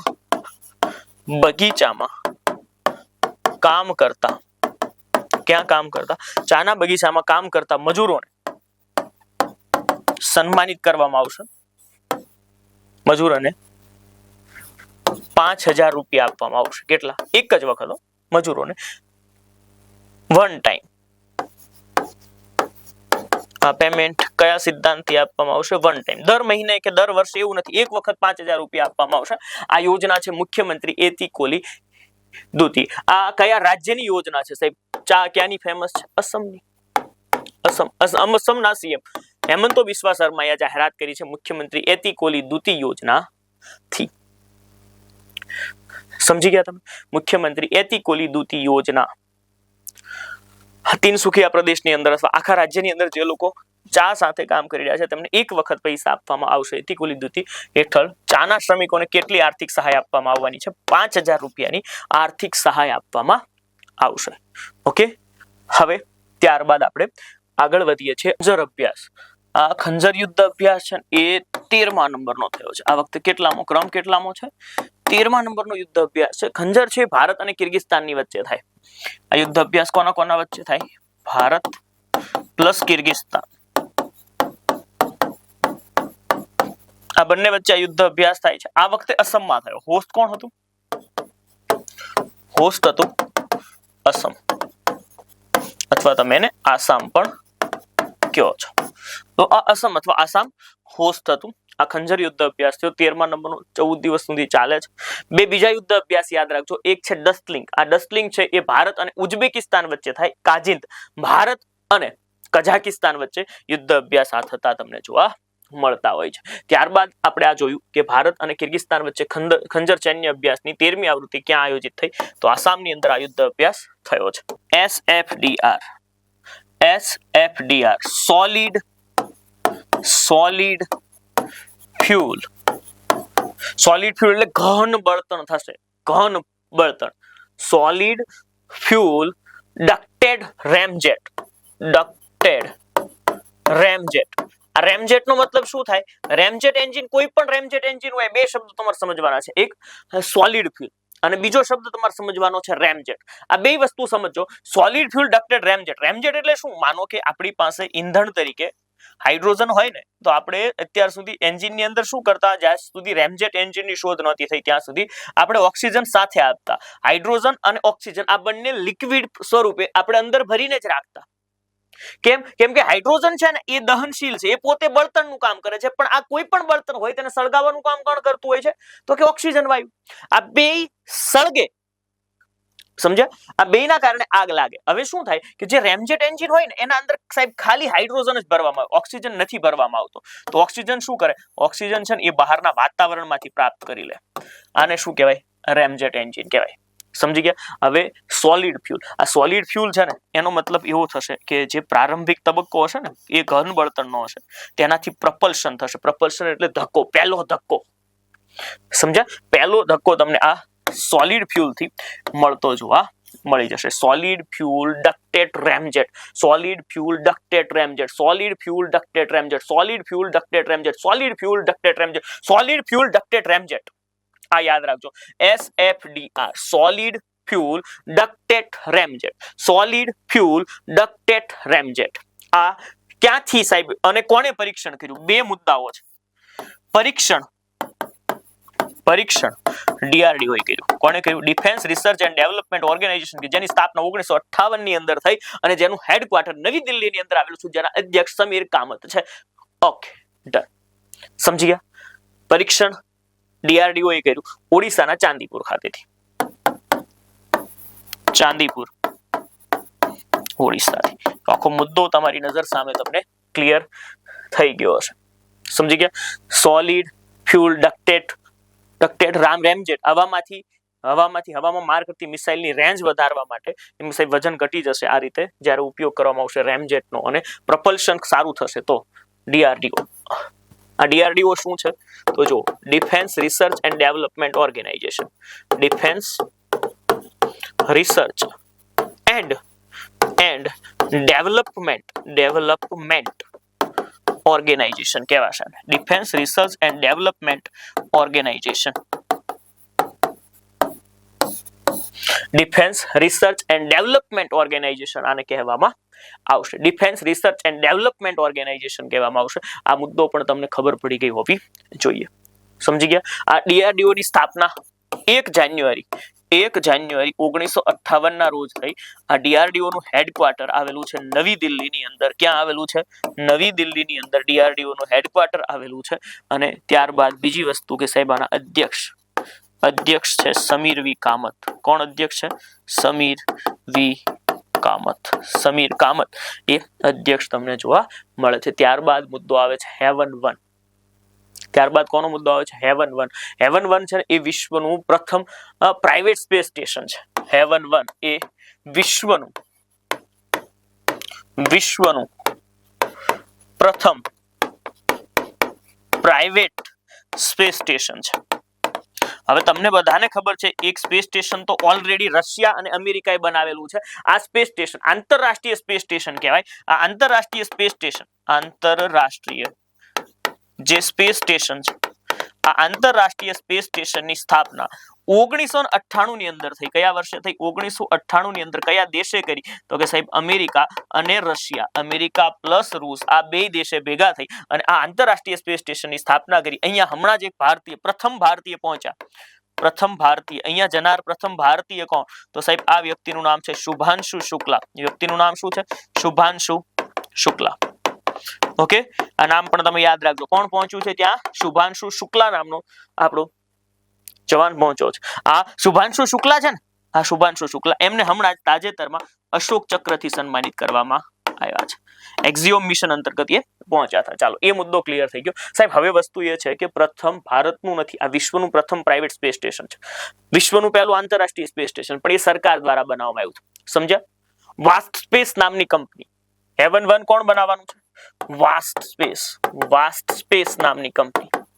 વાસ્ટ સ્પેસ નામની કંપની બનાવવાની છે. 2027 સુધીમાં આનું નિર્માણ થઈ જશે. 2027 સુધીમાં શું થઈ જવાનું છે? નિર્માણ થઈ જવાનું છે. એ પણ એક યાદ રાખજો. 2027 સુધીમાં શું થવાનું છે? નિર્માણ થવાનું છે હેવન 1 નું. ફાલ્કન 9 લોન્ચ કરવામાં આવશે. કોના વડે? ફાલ્કન 9. આ સ્પેસ એક્સ નું કંપની છે સ્પેસ એક્સ, એનું એક રોકેટ છે. રોકેટ કઈ કંપનીનું છે? તો કે સાહેબ સ્પેસ એક્સ કંપનીનું આ રોકેટ છે ફાલ્કન 9. એ પણ યાદ રાખજો તમે, ફાલ્કન 9. Okay, heaven 1. ચાલો વધી આગળ. દુનિયાનું પ્રથમ પ્રાઇવેટ સ્પેસ સ્ટેશન હેવન 1 2027 સુધીમાં લોન્ચ થશે. વેસ્ટ સ્પેસ દ્વારા વિકસિત આ સ્પેસ એક્સ ફાલ્કન 9 દ્વારા લોન્ચ કરવામાં આવશે. આંતરરાષ્ટ્રીય સ્પેસ સ્ટેશનના વિકલ્પ તરીકે આ ઉભરી રહ્યું છે. વિશ્વનું પ્રથમ ખાનગી સ્પેસ સ્ટેશન કયું? વિશ્વનું પહેલું ખાનગી સ્પેસ સ્ટેશન કયું? હેવન 1 અને વેસ્ટ સ્પેસ નામની કંપની એ લોન્ચ કર્યું છે. હવે આવે છે સોશિયલ મીડિયા પર પ્રતિબંધ. સાહેબ સોશિયલ મીડિયા પર અત્યાર સુધીમાં ત્રીજો દેશ આવી ગયો છે કે જેમણે પ્રતિબંધ લગાવી દીધો હોય. તો તમે જુઓ, સૌથી પહેલા ઓસ્ટ્રેલિયા ન્યૂઝમાં આવ્યું હતું, ત્યારબાદ ફ્રાન્સ આવ્યું હતું અને ત્યારબાદ આવ્યું છે સ્પેન. સ્પેને પ્રતિબંધ લગાવ્યો છે. આ સ્પેને કેટલા વર્ષના બાળકોને છે સાહેબ? 16 વર્ષથી નાના. 16 વર્ષથી નાના બાળકો પર. અત્યાર સુધીમાં જો તમારે યાદ રાખવું હોય તો AFS યાદ રાખવાનું છે. આ છે સ્પેન, અહીંયા થશે ફ્રાન્સ અને અહીંયા છે ઓસ્ટ્રેલિયા. આ ઓસ્ટ્રેલિયા અને સ્પેન આપણે આ બે દેશની વાત કરી રહ્યા છે. ફ્રાન્સ છે ને, આ ફ્રાન્સની વાત નથી થતી આના અંદર. ફ્રાન્સે 15 વર્ષના બાળકો, કેટલા 15 વર્ષના બાળકો સોશિયલ મીડિયા નહીં વાપરી શકે. ઓસ્ટ્રેલિયા અને સ્પેન આ બંને 16 વર્ષના બાળકોને પ્રતિબંધ લગાવ્યો છે. એટલે અઘરું આ કહેવાય, ઓસ્ટ્રેલિયા અને સ્પેન વાળું. ફ્રાન્સ વાળું અઘરું જ કહેવાય, પણ એ 16 વર્ષનું બાળક થાય તો વાપરી શકે. એટલે લાંબો સમયગાળો સ્પેનમાં અને ઓસ્ટ્રેલિયામાં જોવા મળશે. તાજેતરમાં આ એક મુદ્દો તમે રિવિઝનમાં નહીં, નવો જ ભણી રહ્યા છો. રૂસ દ્વારા વોટ્સએપ પર પ્રતિબંધ લગાવવામાં આવ્યો છે. કોના પર? વોટ્સએપ પર પ્રતિબંધ લગાવ્યો છે. કોણે લગાવ્યો છે? રૂસે વોટ્સએપ પર પ્રતિબંધ લગાવ્યો છે. આ પણ યાદ રાખી લેજો. 16 વર્ષથી ઓછી ઉંમરના બાળકો ન વાપરી શકે તેવો કાયદો બનીને તૈયાર થઈ ગયો છે. કયા દેશે 16 વર્ષથી ઓછી ઉંમરના બાળકો માટે સોશિયલ મીડિયા પર પ્રતિબંધની જાહેરાત કરી છે? તો જાહેરાત કરી છે કોણે તાજેતરમાં? સ્પેન. બરાબર. ફ્રાન્સે કરી છે, પણ ફ્રાન્સે 15 વર્ષના કરી છે. જવાબ તમારો સ્પેન જ થશે. કન્ફ્યુઝ ન થતા. ચાલો, બ્રહ્માસ્ત્ર ભારતનું બંધારણ 199 રૂપિયાની અંદર તમને મળી રહ્યું છે. બજેટ સ્પેશિયલ ટેસ્ટ તમને 6 રૂપિયાની અંદર મળશે. ભૂગોળની ટેસ્ટ 21 રૂપિયા, બંધારણની ટેસ્ટ 21 રૂપિયા, ઇતિહાસની ટેસ્ટ 21 રૂપિયા. આ બધું તમને આટલી ઓછી કિંમતે મળવા પાત્ર છે. ટર્ટલ ટ્રેલ, ત્યારબાદ તમારી સામે આવશે ટર્ટલ ટ્રેલ. આ ટર્ટલ ટ્રેલ શું છે? તો કે સાહેબ કાચબાઓની પ્રદર્શની. આ ટર્ટલ ટ્રેલ 3 રાજ્યોની અંદર શરૂ થઈ છે. ઓડિશા, કેરળ અને કર્ણાટક. આ રાજ્યની અંદર. ત્યારબાદ એક બર્ડ ટ્રેલ શરૂ કરવામાં આવી છે. કેવી ટ્રેલ? Bird trail. બર્ડ એટલે પક્ષીઓની પ્રદર્શની. આ આંધ્રપ્રદેશ પ્લસ તમિલનાડુ, આ બે રાજ્યની અંદર આવેલું છે પુલિકટ ઝીલ. શું? પુલિકટ ઝીલ ખાતે આ થશે. કાચબાઓની પ્રદર્શની આ 3 રાજ્યોની અંદર છે. ઓડિશા, કેરળ, કર્ણાટક. બર્ડ ટ્રેલ આંધ્રપ્રદેશ અને તમિલનાડુની અંદર શરૂ કરવામાં આવી છે. માઉન્ટેન ટ્રેલ જમ્મુ કાશ્મીર, ઉત્તરાખંડ, હિમાચલ પ્રદેશ, અરાકુ ઘાટી, આંધ્રપ્રદેશ આ બધી જગ્યાએ શરૂ કરવામાં આવી છે. કેવી ટ્રેલ? તો કે સાહેબ માઉન્ટેન ટ્રેલ એટલે પર્વત ટ્રેલ. માઉન્ટેન પ્રદર્શની, માઉન્ટેન ટ્રેલ. અરાકુ ઘાટી આંધ્રપ્રદેશ. અહીંયા છે ને એ પૂર્વીય ઘાટ આવેલો છે. શું આવેલો છે? પૂર્વીય ઘાટ. આ ઉપરાંત સાહેબ જમ્મુ કાશ્મીર, હિમાચલ પ્રદેશ, ઉત્તરાખંડ આ બધા રાજ્યો જ્યાં હિમાલય છે ત્યાં પણ તમને જોવા મળી જશે. અને પશ્ચિમ ઘાટની અંદર પોગોઈધન નામનું એક સ્થળ છે, ત્યાં માઉન્ટેન ટ્રેલ શરૂ કરવામાં આવી છે. આ મગજની અંદર તમે સાથે સાથે રાખજો. ઓકે, આ યાદ રહ્યું. બર્ડ વોચિંગ ટ્રેલ આ ક્યાં? પુલિકટ સરોવર, આંધ્રપ્રદેશ, તમિલનાડુની અંદર. બરાબર. આ બધી ટ્રેલ તમારી સામે આવી છે. બજેટ 2027 માં જાહેર થઈ ટર્ટલ ટેલ્સ. એ ટર્ટલ ટેલ્સમાં કયા રાજ્યનો સમાવેશ ન થાય? ગુજરાતનો સમાવેશ થતો નથી. 4 ફેબ્રુઆરી મહત્વનો દિવસ છે. 4 ફેબ્રુઆરી વિશ્વ કેન્સર દિવસ તરીકે ઉજવીએ છીએ. કયા દિવસ તરીકે ઉજવીએ છીએ? વિશ્વ કેન્સર દિવસ તરીકે ઉજવીએ છીએ. ગુજરાત સરકારે કેન્સરને નાથવા માટે આશા વેન શરૂ કરી છે. આશા મોબાઈલ વેન. મોબાઈલ વેન નો મતલબ થાય એક જગ્યાએથી બીજી જગ્યાએ જતી. આશા મોબાઈલ વેન થઈ. સમજ્યા? વિશ્વ કેન્સર દિવસ. આ વિશ્વ કેન્સર દિવસની થીમ શું છે? United by unique. આ થીમ છે. 4 ફેબ્રુઆરી કેન્સર દિવસની થીમ શું છે? United by unique. આ થીમ સાથે ઉજવાઈ રહ્યો છે. વિશ્વ કેન્સર દિવસ. આશા મોબાઈલ વેન કોણે શરૂ કરી છે? ગુજરાત. ગુજરાતે ગાંધીનગર ખાતેથી શરૂ કરી છે. કેન્સર ની જાણ કરવા માટે, કેન્સરના રિપોર્ટ કરવા માટે આ તમારા ઘર સુધી, તમારી સોસાયટી સુધી અથવા તમારા શહેર સુધી એ પહોંચતી જોવા મળશે. કેન્સરનો જે અભ્યાસ હોય ને એને ઓન્કોલોજી કહેવાય. અભ્યાસ, કેન્સરના અભ્યાસને શું કહેવાય? ઓન્કોલોજી કહેવાય. છેલ્લા 3 વર્ષ સુધી થીમ આ જ રહેવાની છે. યુનાઇટેડ બાય યુનિકની થીમ સાથે આ દિવસ ઉજવવાનો છે. United by unique, united by unique. ત્યારબાદ આવે છે rare earth permanent magnet corridor. આ રેર અર્થ, ચાઇનાને પછાડવા માટે આપણે આ rare earth permanent magnet corridor, rare earth એટલે દુર્લભ, પૃથ્વી પર જોવા મળતી દુર્લભ ધાતુઓ અથવા તત્વોનો એક મેગ્નેટ એટલે સ્થાયી કોરિડોર આપણે બનાવવા જઈ રહ્યા છે. 4 રાજ્યો આવશે: તમિલનાડુ, કેરળ, આંધ્રપ્રદેશ અને ઓડિશા. આ 4 રાજ્યોની અંદર બનવા જઈ રહ્યો છે રેર અર્થ મેગ્નેટ કોરિડોર. દુર્લભ પૃથ્વી સ્થાયી ચુંબક એવું કહેવાશે આ 4: ઓડિશા, આંધ્રપ્રદેશ, તમિલનાડુ અને કેરળ. ભારત સરકારે કયા હેતુ માટે રેર અર્થ કોરિડોરની જાહેરાત કરી? તો સાહેબ આયાત નિર્ભર ઘટાડો, ઈવી ઉત્પાદ, કૃષિ નિકાસ. સાહેબ અહીંયા આયાત નિર્ભરતા, રેર અર્થ, ઈવી ક્ષેત્રની અંદર કામ કરતું તમને જોવા મળશે. એ પણ તમારા માટે કામનું છે બધી જગ્યાએ. 22મો સોલ્જર ઓફ હ્યુમેનિટી પુરસ્કાર, મસ્ત મજાનો આ પણ એક પ્રશ્ન છે. બરાબર. અસમ સરકારે આ પુરસ્કાર આપ્યો છે. ઉપેન્દ્રનાથ બ્રહ્મા, શું નામ છે? ઉપેન્દ્રનાથ બ્રહ્મા. 22મો પુરસ્કાર છે. 22મો ઉપેન્દ્રનાથ બ્રહ્મા સોલ્જર પુરસ્કાર. ઉપેન્દ્રનાથ બ્રહ્મા સોલ્જર પુરસ્કાર આપવામાં આવ્યો છે. ખાલી નામ યાદ રાખી લેજો. અસમ સરકારે આપ્યો છે, એ પણ એક યાદ રાખવાનું છે. અસમની અંદર બોડોલેન્ડ ખાતે, અસમ અને બોડોલેન્ડ આની વચ્ચે તમારે યાદ રાખો. 22મો ઉપેન્દ્રનાથ બ્રહ્મા સોલ્જર પુરસ્કાર આપવામાં આવ્યો છે ગ્યાલસુંગ વાંગસુકને. બરાબર. ભૂટાનના મહારાણી છે. ભૂટાનના મહારાણી છે. તમે ખાલી વાંગચુક યાદ રાખો તોય તમારું કામ થઈ જશે. વાંગચુકજીને આપવામાં આવ્યો છે, ભૂટાનના મહારાણી. 22મો આસામ સરકાર દ્વારા મહારાણી ગ્યાલસુમ વાંગસુકને આપવામાં આવ્યો છે આ પુરસ્કાર. માનવતાની સેવા અને સામાજિક કલ્યાણ માટે આપવામાં આવતો હોય છે. ભારત અને ભૂટાનના મૈત્રી સંબંધોને વધારે મજબૂત બનાવવા માટે પણ આપવામાં આવે છે. ગ્યાલસુમ વાંગસુકજીને આપવામાં આવ્યો છે. ત્યારબાદ આવે છે આકાશ. આકાશ એક ભારતની મિસાઇલ છે. આકાશ એક ભારતની શું છે? મિસાઇલ છે. 2026ના પદ્મશ્રી વિજેતા જી ચંદ્રમૌલી દ્વારા આ એક બુક લખવામાં આવી છે. આકાશ મિસાઇલ પર આધારિત બુક છે. જી ચંદ્રમૌલી, કોના દ્વારા? જી ચંદ્રમૌલી દ્વારા આ બુક લખવામાં આવી છે. બુકનું નામ તમે જોયું અહીંયા કે આકાશ બુક છે, જી ચંદ્રમૌલીજી દ્વારા લખવામાં આવી છે અને લોન્ચ કરી છે રાજનાથ સિંહજી દ્વારા. Integrated guided missile development programme જે થયો હતો ને 1983 ની અંદર, એના અંદર 5 મિસાઇલો વિકસિત કરવામાં આવી હતી. એના અંદરની આ મિસાઇલ છે. જમીનથી હવામાં પ્રહાર કરે છે. શું? ક્યાં પ્રહાર કરે છે? જમીનથી હવામાં પ્રહાર કરતી આ મિસાઇલ છે.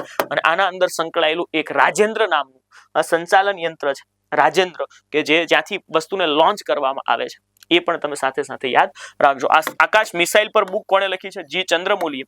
અને લોન્ચ કોણે કરી છે? રાજનાથ સિંહજી દ્વારા આ બુકને લોન્ચ કરવામાં આવી છે. આકાશ પુસ્તક અને મિસાઇલ ટેકનોલોજી. લેખક જી ચંદ્રમૌલી. પદ્મશ્રી સંરક્ષણ મંત્રી રાજનાથ સિંહ દ્વારા અને વિષય આત્મનિર્ભર ભારત અને મિસાઇલ ક્ષમતા વધારવી. 2026ના પદ્મશ્રી વિજેતા જી ચંદ્રમૌલી દ્વારા લિખિત કયા પુસ્તકનું વિમોચન થયું છે? તો કે આકાશ પુસ્તકનું વિમોચન થયું છે. કયા પુસ્તકનું વિમોચન થયું છે? આકાશ પુસ્તકનું વિમોચન થયું છે. એ પણ તમે સાથે યાદ રાખશો. ઓકે. જો અમેરિકાની અંદર એક ટુર્નામેન્ટ રમાય જેમાં આપણા અનાહત સિંહ વિજેતા બન્યા છે. આ અનાહત સિંહ દ્વારા જીતવામાં આવેલો પ્રથમ આ પ્રકારની ટુર્નામેન્ટ છે. પીએસએ બ્રોન્ઝ સ્ક્વોશ ઓપન જીત્યા છે. PSA bronze squash open tournament, આ ટુર્નામેન્ટ જીત્યા છે. હવે અનાહત સિંહ છે ને આવો કોઈ એવોર્ડ જીત્યા હોય અથવા આવા પ્રકારની કોઈ ટુર્નામેન્ટ જીત્યા હોય એવું પહેલી વખત બન્યું છે. પણ મિત્રો એમણે જેમને હરાવ્યા છે ને એ પણ એક મહાન ગજાના ખેલાડી હતા. એટલે એ ઇંગ્લેન્ડના, આ ભારતીય વ્યક્તિ છે અનાહત સિંહ એ ઇંગ્લેન્ડના મહાન ખેલાડી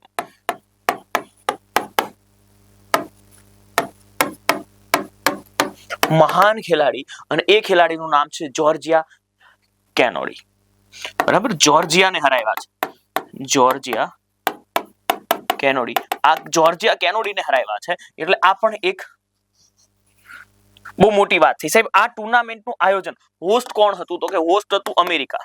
હોસ્ટ કોણ હતું? અમેરિકા હોસ્ટ હતું. આ પણ મુદ્દો તમે યાદ રાખજો, અનાહત સિંહ વાળો. જો અનાહત સિંહની ઐતિહાસિક સ્ક્વોશ જીત, પીએસએ બ્રોન્ઝ સ્ક્વોશ ઓપન 2026, ઇંગ્લેન્ડની ટોપ પ્લેયર જોર્જિયા કેનેડીને હરાવી, બિન પરંપરાગત રમતોમાં ભારતનો ઉદય થાય, એ વાત પણ તમને અહીંયાથી જોવા મળશે કે આવા પ્રકારની પણ રમતોમાં આપણે આગળ વધી રહ્યા છે. બીજી એક નોંધવા જેવી બાબત કે એશિયાના પહેલા ખેલાડી બન્યા છે જે ટોપ 20 માં સ્ક્વોશ રમતની અંદર પહોંચી ગયા. ભારતના તો પહેલા જ, પણ આખા એશિયાની અંદર અહીંયા કોઈ પહોંચ્યું નથી. તો વર્લ્ડ ટોપ 20 માં સ્થાન મેળવનાર સૌથી યુવા એશિયન બન્યા છે.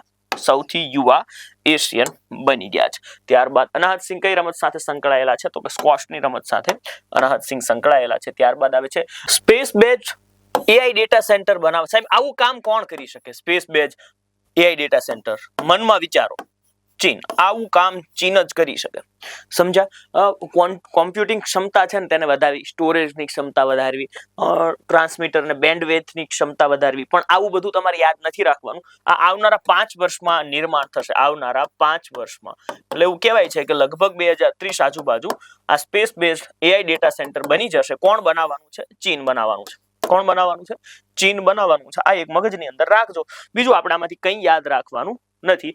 આ કારણસર ન્યૂ સ્પેસ રેસ શરૂ થશે એવું માનવામાં આવી રહ્યું છે, પણ માનવામાં શું આવે એ તમે ન સમજો તોય ચાલે. આ રીતે space base AI data centre આ ગૌણ સેવાને ગમતો પ્રશ્ન કહી શકાય. આગામી 5 વર્ષમાં space based AI data centre કોણ બનાવવા જઈ રહ્યું છે? ચીન બનાવવા જઈ રહ્યું છે. ચાલો, જો બ્લેકસોન સમિટ છે ને તેનું આયોજન ઓડિશા સરકાર અને ગ્લોબલ ફિનટેક આ બંને ભેગા થઈને કર્યું છે. ક્યાં કર્યું છે? તો કે સાહેબ ભુવનેશ્વર ખાતે.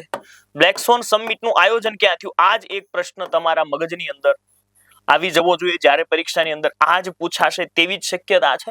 બ્લેકસોન સમિટનું આયોજન ઓડિશા સરકાર, ઓડિશાની રાજ્ય સરકાર અને ગ્લોબલ ફિનટેક આ બેય ભેગા થઈને કર્યું છે. કોને કોને?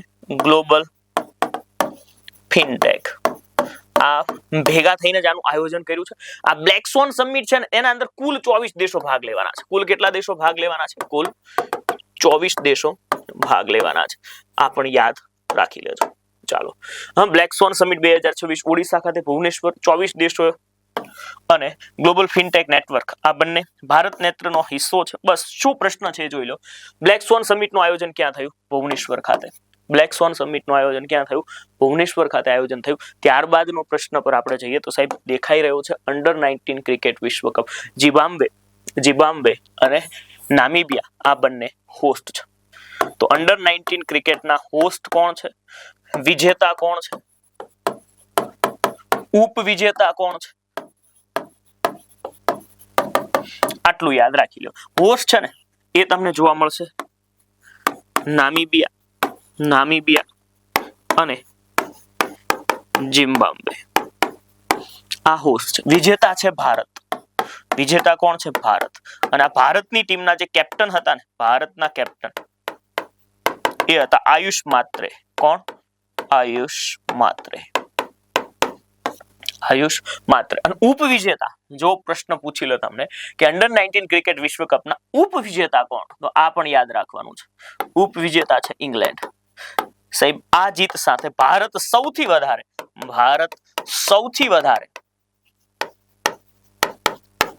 અંડર-19 વર્લ્ડ કપ જીત્યું છે. અંડર-19 વર્લ્ડ કપ વિજેતા બન્યું છે સાહેબ. કુલ 6ઠી વખત. કેટલામી વખત? 6ઠી વખત વિજેતા બન્યું છે. એ પણ યાદ રાખવાનું છે તમારે. આ માણસને કેમ ભૂલવો? એનું નામ પણ લખાઈ દઉં છું. મેન ઓફ ધ મેચ વૈભવ સૂર્યવંશી. સાહેબ આ માણસ મેન ઓફ ધ મેચ પણ બન્યો છે અને મેન ઓફ ધ સિરીઝ પણ બન્યો છે. ખાલી 80 બોલમાં 175 રન કર્યા. 80 બોલમાં 175 રન કર્યા. સમજાણું? આ વન ડે વર્લ્ડ કપ હોય છે. આ વન ડે વર્લ્ડ કપ ની અંદર ભારતનો ફાઇનલમાં સ્કોર થયો તો 411. મેન ઓફ ધ મેચ અને મેન ઓફ ધ સિરીઝ આ બંને વૈભવ સૂર્યવંશી બન્યા. મેન ઓફ ધ મેચ અને man of the series. Samastipur બિહારની અંદરનો આ રહેવા વાળો વ્યક્તિ છે, બિહારનો ખેલાડી છે, બિહારની અંદરથી મોટો થયો છે. આયુષ માત્રે કેપ્ટન હતા અને Vaibhav Suryavanshi man of the match અને મેન ઓફ ધ સિરીઝ બન્યા છે. અંડર 19 ક્રિકેટ વર્લ્ડ કપ 2026 ની ફાઇનલમાં કયા ખેલાડીએ 175 રન બનાવ્યા? વૈભવ સૂર્યવંશી. આ આયુષ માત્રે છે એ આ જે ટીમ જીતી છે ને તેના શું છે? કેપ્ટન છે. સૂર્યકુમાર યાદવ પાછું અંડર 19 માં ઠીક નથી કરવાનું હો. જયા ઠાકુર વર્સિસ ભારત સરકાર. અનુચ્છેદ 21 મુજબ સાહેબ, કયા અનુચ્છેદ મુજબ? અનુચ્છેદ 21 મુજબ આ જે જયા ઠાકુર છે એના વિરુદ્ધમાં જે ભારત સરકાર આ કેસ શું છે? તો કેસ છે એક એવું કહી શકાય અપીલ કરવામાં આવી, પીઆઈએલ કહીએ છીએ ને આપણે, પીઆઈએલ કરવામાં આવી સુપ્રીમ કોર્ટની અંદર ભારત સરકાર વિરુદ્ધ. અને એના અંદર કહેવામાં આવ્યું કે જે દીકરીઓને જે માસિક ધર્મ આવે છે આ માસિક ધર્મને એક મૂળભૂત અધિકાર બનાવવામાં આવે. 2-3 વસ્તુ ખાસ યાદ રાખજો. આ જયા ઠાકુરનો જે કેસ હતો ને એના અંદર બેન્ચ, કઈ બેન્ચ બેઠી હતી એ યાદ રાખવાનું છે. જે પારડીવાલા બે ન્યાયાધીશો હતા. જે પારડીવાલા, આને પણ તમારે યાદ રાખી લેવાના છે. અને જસ્ટિસ મહાદેવન, જે પારડીવાલા અને જે મહાદેવન, જે મતલબ જસ્ટિસ મહાદેવન, આ બંને હાજર હતા. આમણે નિર્ણય આપ્યો. આમણે શું કીધું કે અનુચ્છેદ 21 મુજબ જે આપણને જીવન જીવવાનો, ગરિમાપૂર્ણ જીવન જીવવાનો અધિકાર છે. અનુચ્છેદ 21 માં શું છે? ગરિમાપૂર્ણ જીવન જીવવાનો અધિકાર, જીવન જીવવાનો અધિકાર છે. આ અનુચ્છેદ અંતર્ગત જ માસિક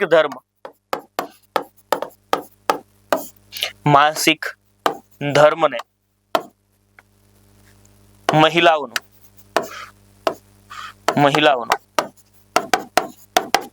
શું જાહેર કર્યો છે?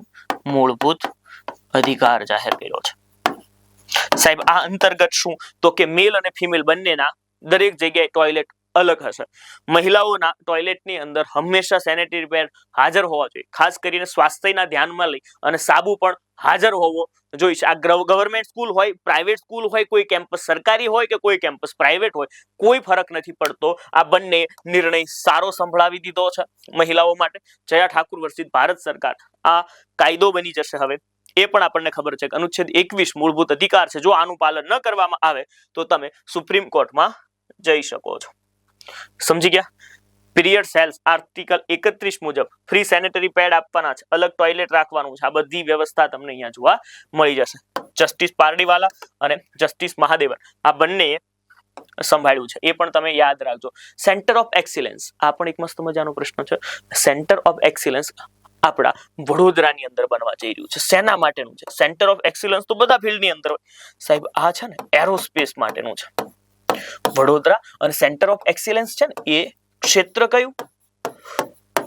તો કે એરોસ્પેસ. હવે તમે મને કહેશો સાહેબ અહીંયા તો સંશોધન ને એવું બધું છે ને એ તો ટ્રેનનું થાય. શેનું થાય? ટ્રેનનું થાય. તો અહીંયા આપણી ગતિશક્તિ વિશ્વવિદ્યાલય છે. ગતિશક્તિ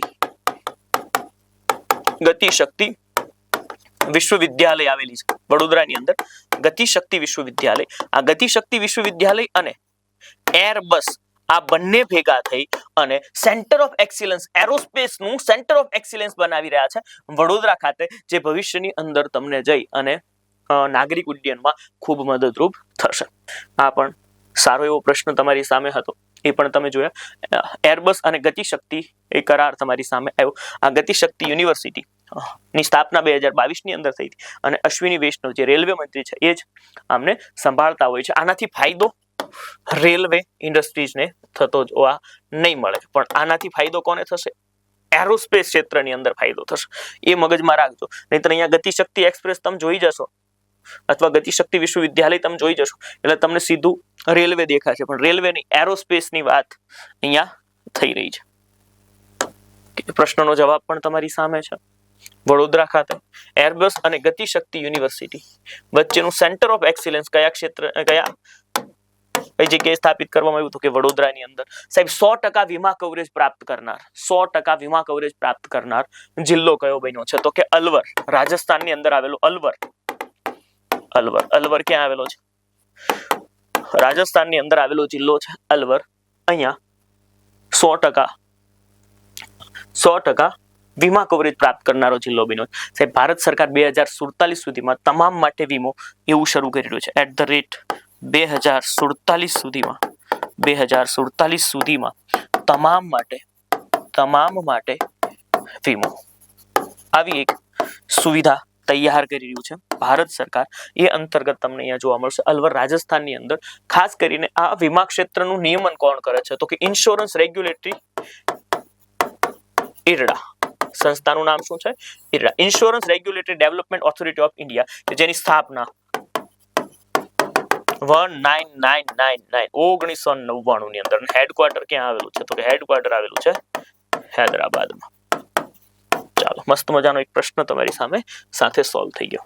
જો અહીંયા તમે જોઈ શકો છો અલવર 100% ઇન્સ્યોરન્સ કવરેજ ધરાવતો જિલ્લો બન્યો છે. આ સિદ્ધિ ઇરડાએ 2047 સુધીમાં સૌના માટે વીમો આ મિશન અંતર્ગત સામાજિક સુરક્ષામાં તમને જોવા મળશે અલવર. ભારતનો પ્રથમ 100% વીમા કવરેજ ધરાવતો જિલ્લો કયો બન્યો છે? તો કે એ બની ગયો છે Alwar. Woman premier league WPL ની ચોથી સિઝન રમાય અને ચોથી સિઝનમાં સાહેબ ફરીવાર ઓલ્ટરનેટિવ સિરીઝ શરૂ રહી છે. સમજ્યા? જો WPL વુમન્સ પ્રીમિયર લીગ છે ને, તે 5 ટીમોએ ભાગ લીધો હતો. 5 ટીમ હતી, એમાં એક ગુજરાતની ટીમ પણ હતી. પણ સાહેબ ફાઇનલમાં કઈ ટીમ પહોંચી એ જુઓ.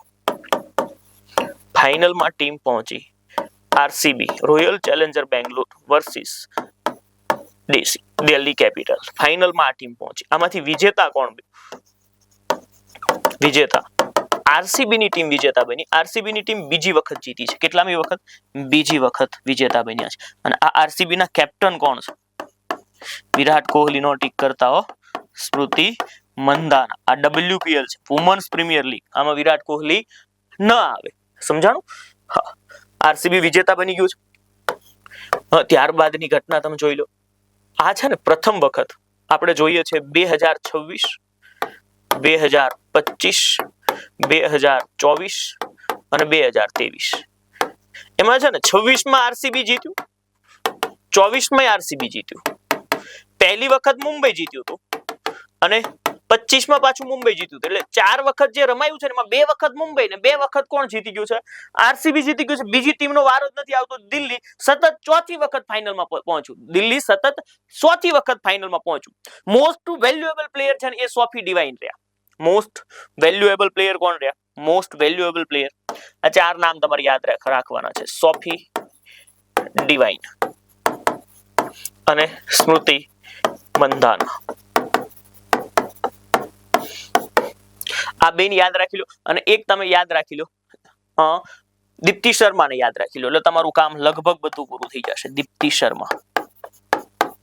જો સોફી ડિવાઇન છે ને, સોફી ડિવાઇન અને સ્મૃતિ મંધાના.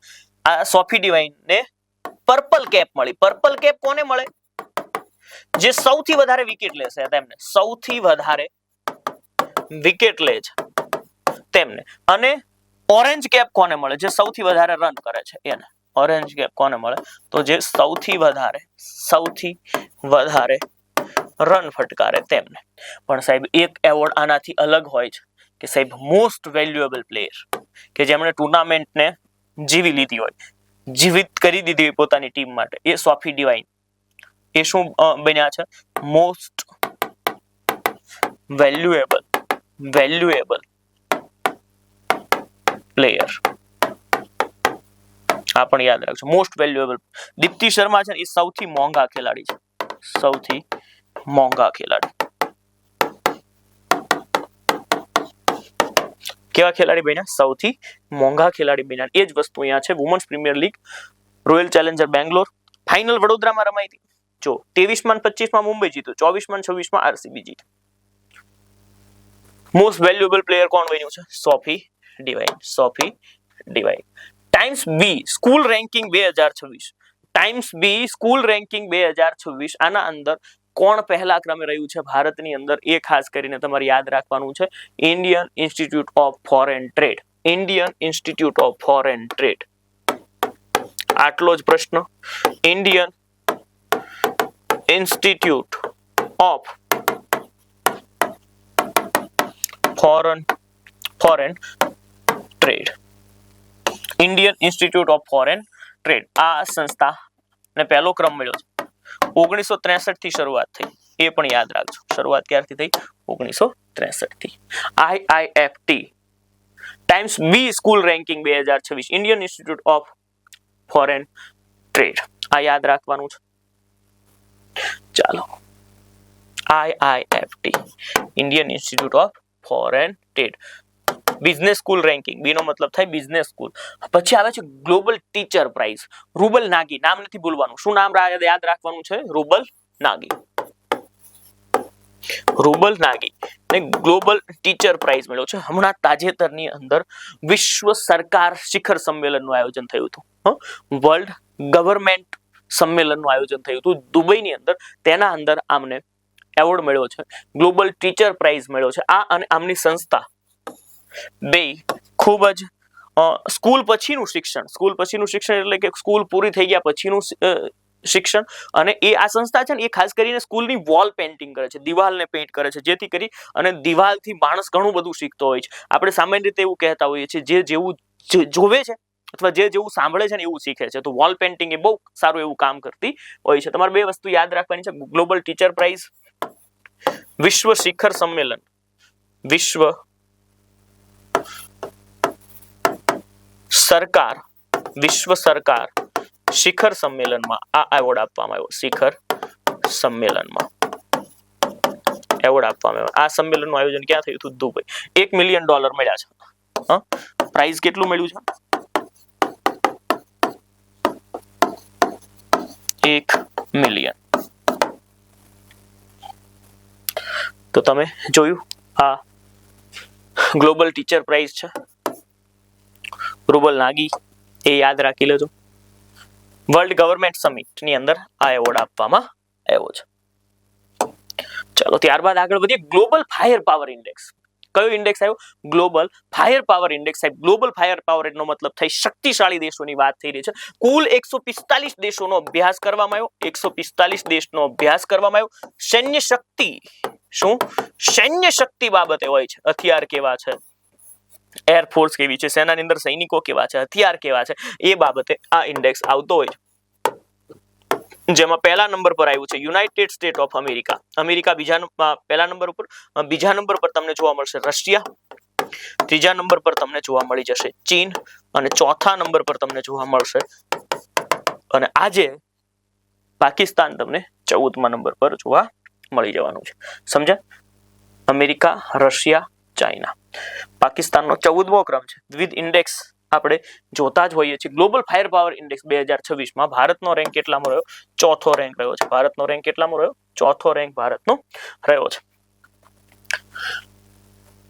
તમે અહીંયા જોઈ શકો છો, બ્રહ્માસ્ત્ર અગેન નામનો કોર્સ તમને 199 રૂપિયાની અંદર માત્ર બંધારણ મળી રહ્યું છે. પણ તમે ખાસ જોજો, જો ભારત જીતે છે તો તમને બ્રહ્માસ્ત્ર અગેન કોર્સ ની અંદર સારું એવું ડિસ્કાઉન્ટ મળવાનું છે. સમજ્યા? જો ભારત જીતે છે, ઇફ ઇન્ડિયા વિન્સ. આપણે ભગવાનને પ્રાર્થના તો કરીએ જ છીએ કે સાહેબ જેની સામે હારે એની સામે મંજૂર છે. પાકિસ્તાન સામે હાર મંજૂર નથી. સમજ્યા? પણ ખાલી તમારે બંધારણ પરચેસ કરવું છે તો 199 રૂપિયાની અંદર મળશે 60 દિવસની વેલિડિટી સાથે. કેટલા? 60 દિવસની વેલિડિટી સાથે મળવાનું છે. બજેટ ટેસ્ટ તમારે જોતી હોય તો 6 રૂપિયા, અને બાકી કોઈ પણ ટેસ્ટ, માનો કે બંધારણની ટેસ્ટ તમારે જોતી છે અથવા ભૂગોળની ટેસ્ટ તમારે જોતી છે, કોઈ પણ વિષયની સિંગલ ટોપિક વાઇઝ ટેસ્ટ તમારે જોતી છે તો એ તમને મળવાનું છે 21 રૂપિયાની અંદર. પ્રથમ મહિલા નેતૃત્વ વાળો ઇન્ડસ્ટ્રીયલ પાર્ક ક્યાં બન્યો? સાહેબ, આમાં ખાલી રાજ્ય જ પૂછાશે. કર્ણાટકની અંદર. ક્યાં બન્યો? કર્ણાટક રાજ્યની અંદર. જો મહિલા નેતૃત્વ, બધું જ મહિલાઓ. ઇન્ડસ્ટ્રીયલ પાર્ક બન્યો છે આખો કર્ણાટકની અંદર. ગૌરી બિદાનુર. સમજ્યા? કર્ણાટકની અંદર પણ ક્યાં? તો કે ગૌરી બિદાનુર ખાતે આ બની ગયો. સાહેબ, બનાવ્યો કોણે? FLO. કોણે બનાવ્યો? FLO નામની સંસ્થા. જો ફેસી લેડીઝ ઓર્ગેનાઇઝેશન, આને શું કહેવાય? ફેસી લેડીઝ ઓર્ગેનાઇઝેશન કહેવામાં આવતું હોય છે. તમને પ્રશ્ન પૂછાય પ્રથમ મહિલા નેતૃત્વ વાળો ઇન્ડસ્ટ્રીયલ પાર્ક ક્યાં બન્યો, તો કે FLO કર્ણાટક પ્રથમ મહિલા સંચાલિત ઇન્ડસ્ટ્રીયલ પાર્ક બન્યો છે, એ યાદ રાખી લેજો. ત્યારબાદ આગળ વધીએ છીએ. કર્ણાટકના કયા સ્થળે પ્રથમ મહિલા સંચાલિત ઇન્ડસ્ટ્રીયલ પાર્કનું ઉદ્ઘાટન કરવામાં આવ્યું અને તેની સહયોગી સંસ્થા કઈ? જો ગૌરી બિદાનુર અને FICCIFLO, અહીંયા તમે જોશો તો તમને ખબર પડશે. કર્ણાટક સરકાર અને FICC એટલે કે ફેસી લેડીઝ ઓર્ગેનાઇઝેશન દ્વારા કર્ણાટકની અંદર ગૌરી બિદાનુર ખાતે બનતું જોવા મળી જશે. પછી આવે છે બર્ડ એટલાસ. શું પ્રશ્ન શું આવ્યો તમારી સામે? બર્ડ એટલાસ રજૂ કરનાર રાજ્ય કયું? સાહેબ સૌથી પહેલી વાત તમને કહેવા જાવ તો ભારતની અંદર પક્ષીઓ માટેનો જે નકશાઓ રજૂ કરે છે એના અંદર પ્રથમ જો કોઈ રાજ્ય હોય ને તો એ છે કેરળ. પ્રથમ રાજ્ય કયું છે? કેરળ. આ એક યાદ રાખજો કે પહેલું રાજ્ય કેરળ છે, પણ તાજેતરમાં પોતાની રાજ્ય ભાષા કોંકણીમાં ગોવાએ રજૂ કર્યું છે. આ ગોવાએ બર્ડ એટલાસ રજૂ કર્યો છે, પણ આ ભારતનું બીજું રાજ્ય બન્યું છે. ભારતનું કેવું રાજ્ય બન્યું છે? બીજું રાજ્ય બન્યું છે. ચાલો એ પણ ખબર પડી તમને. ભારતનું કેટલામું રાજ્ય બન્યું છે? બીજું રાજ્ય બન્યું છે. અને ત્યારબાદ પ્રથમ પતંગિયાનું અભયારણ્ય ક્યાં બન્યું છે? તો પ્રથમ પતંગિયાનું અભયારણ્ય કેરળની અંદર બન્યું છે. પ્રથમ પતંગિયા, તિતલી કહેવાય પતંગિયાને હિન્દીની અંદર, પણ ગુજરાતી આપણે કરીએ તો પતંગિયું જ થાય. પ્રથમ પતંગિયાનું અભયારણ્ય,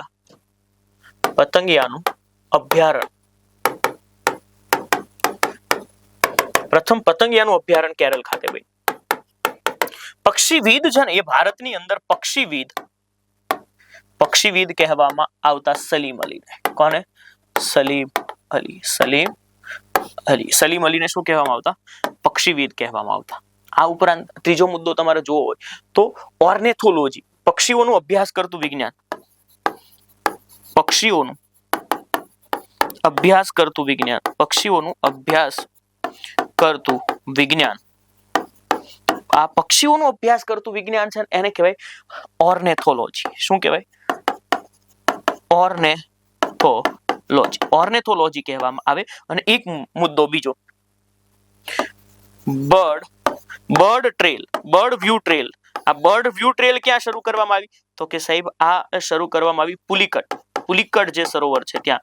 પુલિકટ ક્યાં આવેલું છે? તો કે આંધ્રપ્રદેશ અને તમિલનાડુની બોર્ડર પર આવેલું છે. આટલા મુદ્દા તમે આ યાદ રાખી લેજો એટલે તમારું કામ સરળ થઈ જશે. ગોવા બર્ડ એટલાસ જૈવ વિવિધતા દસ્તાવેજીકરણ કરનારું બીજું રાજ્ય બન્યું છે. સેકન્ડ બર્ડ એટલાસ કોણે રજૂ કર્યું? ગોવાએ રજૂ કર્યું છે. કઈ? કોંકણી ભાષામાં, પોતાની ભાષામાં. બડી સ્ક્વોડ્રન યુદ્ધ અભ્યાસનું નામ શું છે? બડી સ્ક્વોડ્રન. આ બડી સ્ક્વોડ્રન યુદ્ધ અભ્યાસ છે એ બે મહત્વપૂર્ણ દેશો અમેરિકા અને સાઉથ કોરિયા વચ્ચે થયો. અમેરિકા પ્લસ કયો દેશ?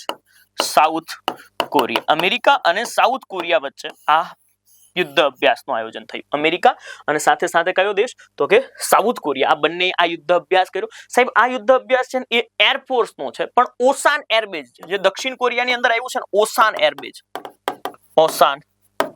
એરબેઝ ક્યાં આવેલું છે? દક્ષિણ કોરિયા ખાતે. ત્યાં આ યુદ્ધ અભ્યાસનું આયોજન થયું છે. અમેરિકા અને સાઉથ કોરિયા બડી સ્ક્વોડ્રન. આ યુદ્ધ અભ્યાસ કઈ સેનાનો હોય છે? તો કે એરફોર્સનો. કઈ? એરફોર્સનો આ યુદ્ધ અભ્યાસ હોય છે. એ પણ મગજમાં રાખી અને આગળ વધીએ છીએ આપણે. અમેરિકા અને દક્ષિણ કોરિયા વચ્ચે હવાઈ સૈન્ય અભ્યાસ થયો છે. ઓસાન એરબેઝ દક્ષિણ કોરિયા ખાતે આનું આયોજન થયું. જો દક્ષિણ કોરિયાની રાજધાની સિયોલ છે, કરન્સી વોન છે. અને તમે એ મુદ્દો પણ જોઈ શકશો. બડી સ્ક્વોડ્રન યુદ્ધ અભ્યાસ દક્ષિણ કોરિયા અને કયા દેશ વચ્ચે થયો? દક્ષિણ કોરિયા અને સાથે સાથે અમેરિકા વચ્ચે યુદ્ધ અભ્યાસ આ થતો તમને જોવા મળશે. Milan exercise. આ મિલાન એક્સરસાઇઝ નેવીની છે. આનું આયોજન ભારતમાં થયું. નેવીની એક્સરસાઇઝ છે અને કઈ સાહેબ નાની એવી એક્સરસાઇઝ નથી. આના અંદર કુલ 70 દેશો ભાગ લે છે. કેટલા દેશો ભાગ લે છે? 70 દેશો ભાગ લે છે. નેવીનું છે એટલે તમારે એટલું યાદ રાખવાનું છે કે આનું આયોજન ક્યાંક દરિયા કિનારે થયું હશે. સમજ્યા? તો દરિયા કિનારો કયો? વિશાખાપટ્ટનમના દરિયા કિનારે આ આયોજન થયું છે. 70 દેશ. કેટલા? 70 દેશોએ ભાગ લીધો છે. વિશાખાપટ્ટનમ ખાતે આયોજન થયું છે. ભારતમાં થયું છે. ભારત વતી એક બે યુદ્ધ જહાજ હાજર રહ્યા છે. એક INS વિક્રાંત અને એક તમને જોવા મળી જશે અર્નાલા. શું નામ છે? બીજાનું નામ શું છે? અર્નાલા. આ બંને ભારત તરફથી ભાગ લેતા જોવા મળી જશે. મિલાન એક્સરસાઇઝ 70 દેશો. મિલાન નેવીનો યુદ્ધ અભ્યાસ છે. આ પ્રશ્ન બહુ પૂછાય છે.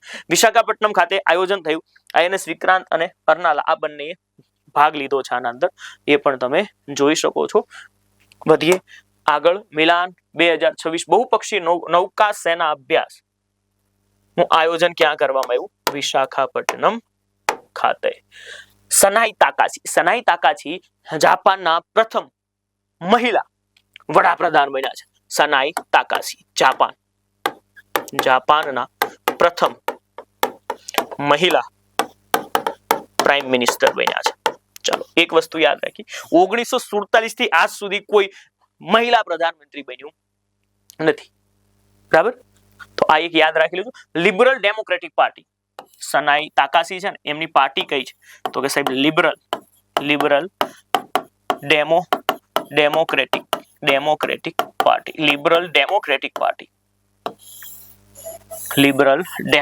પાર્ટી. આમના દ્વારા ભાગ લેવામાં આવ્યો. પછી તમે જોવા જશો તો 465 માંથી 352 સીટ મળી અમને. 465 માંથી 352 એટલે સાહેબ અમને એવી શ્રેષ્ઠ 2/3 બહુમતી મળી છે. આટલું યાદ રાખી લો એટલે તમારું કામ થઈ જશે. સમજી ગયા? બાકી જો હું તમને ભણાવવા જાઉં જાપાન,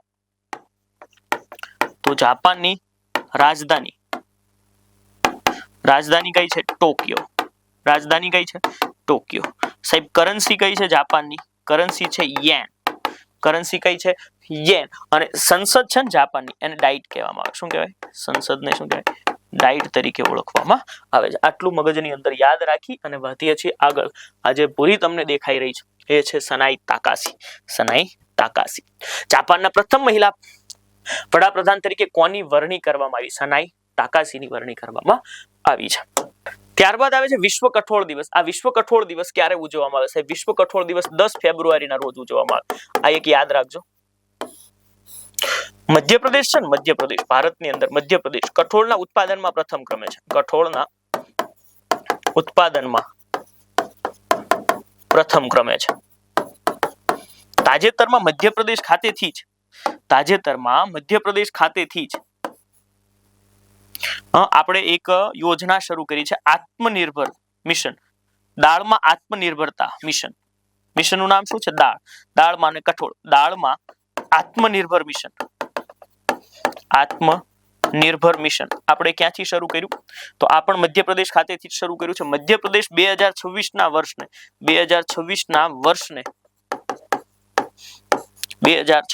વર્ષને મધ્યપ્રદેશ ઉજવી રહ્યું છે. કેવા પ્રકારે? તો કે સાહેબ એ ઉજવી રહ્યું છે કૃષિ વર્ષ, અથવા તમે એવું કહી શકો કૃષિ કલ્યાણ વર્ષ.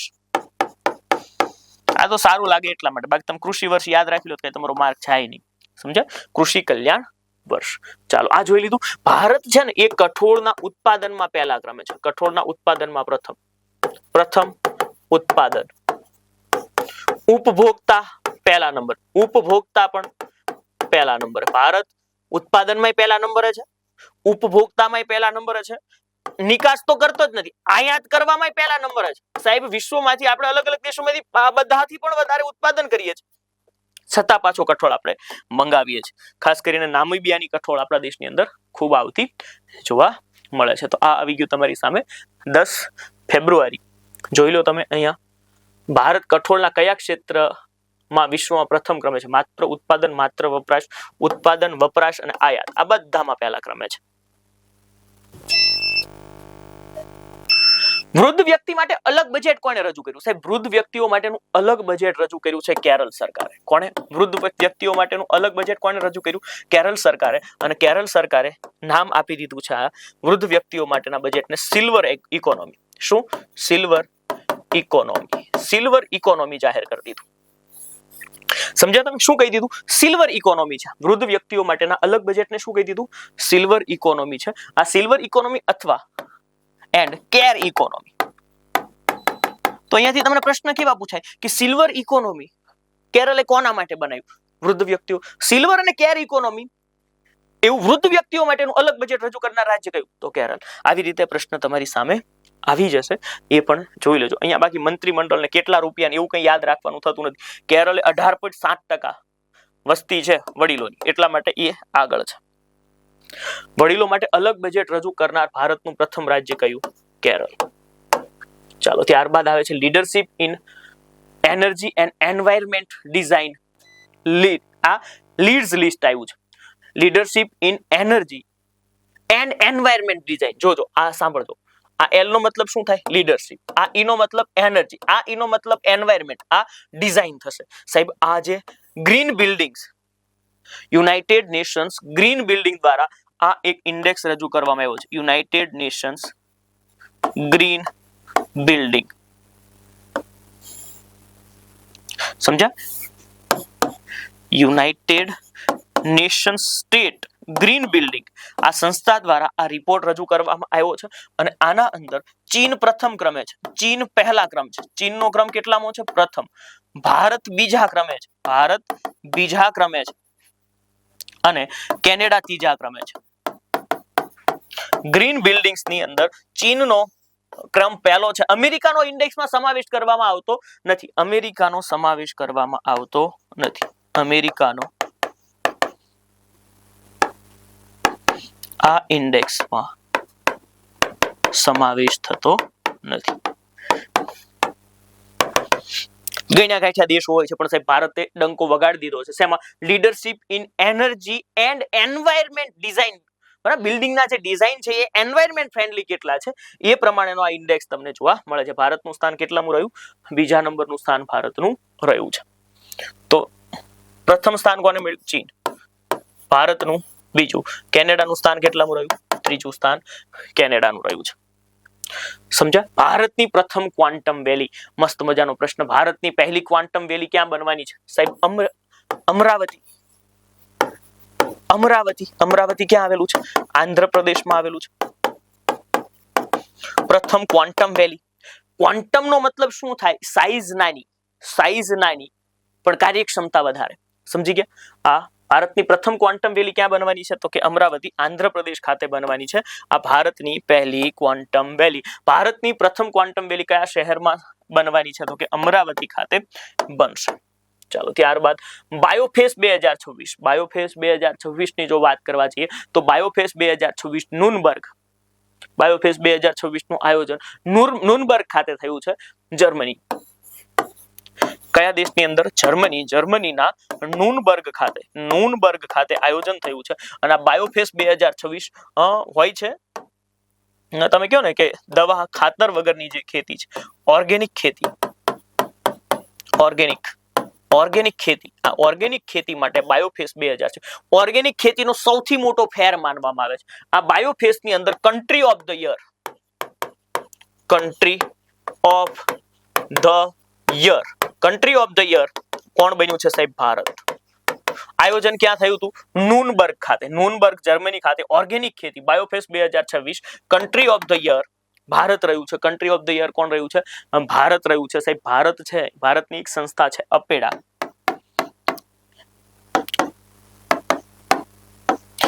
એગ્રીકલ્ચરલ પ્રોસેસ્ડ ફૂડ એક્સપોર્ટ જે સંસ્થા કહેવાય, agricultural processed export development authority. Export development authority. સમજી ગયા? Agricultural and processed food export development authority. આ સંસ્થા દ્વારા અહીંયા એક પેવેલિયન બનાવવામાં આવશે જેમાં ભારતની જે ઓર્ગેનિક ખેતીની વસ્તુઓ છે ને એ, બાકી તમને બાયોફેસ ની અંદરથી આ જ પ્રશ્ન પૂછશે કે કન્ટ્રી ઓફ ધ યર કોણ રહ્યું છે? ભારત. ભારત સર્વશ્રેષ્ઠ પેવેલિયન ભારતને આપવામાં આવશે. તો આ જર્મની ખાતે થયું છે. સાહેબ, આ શા માટે ભારતને કન્ટ્રી ઓફ ધ યર બનાવવામાં આવ્યું? તો કે સાહેબ, આપણે થોડા સમય પહેલા ભારત અને યુરોપ વચ્ચે, ભારત અને કોના વચ્ચે? તો કે ભારત અને યુરોપ વચ્ચે એક આપણે ડીલ સાઇન કરી છે. તમે કહેશો સાહેબ કઈ ડીલ સાઇન કરી આપણે?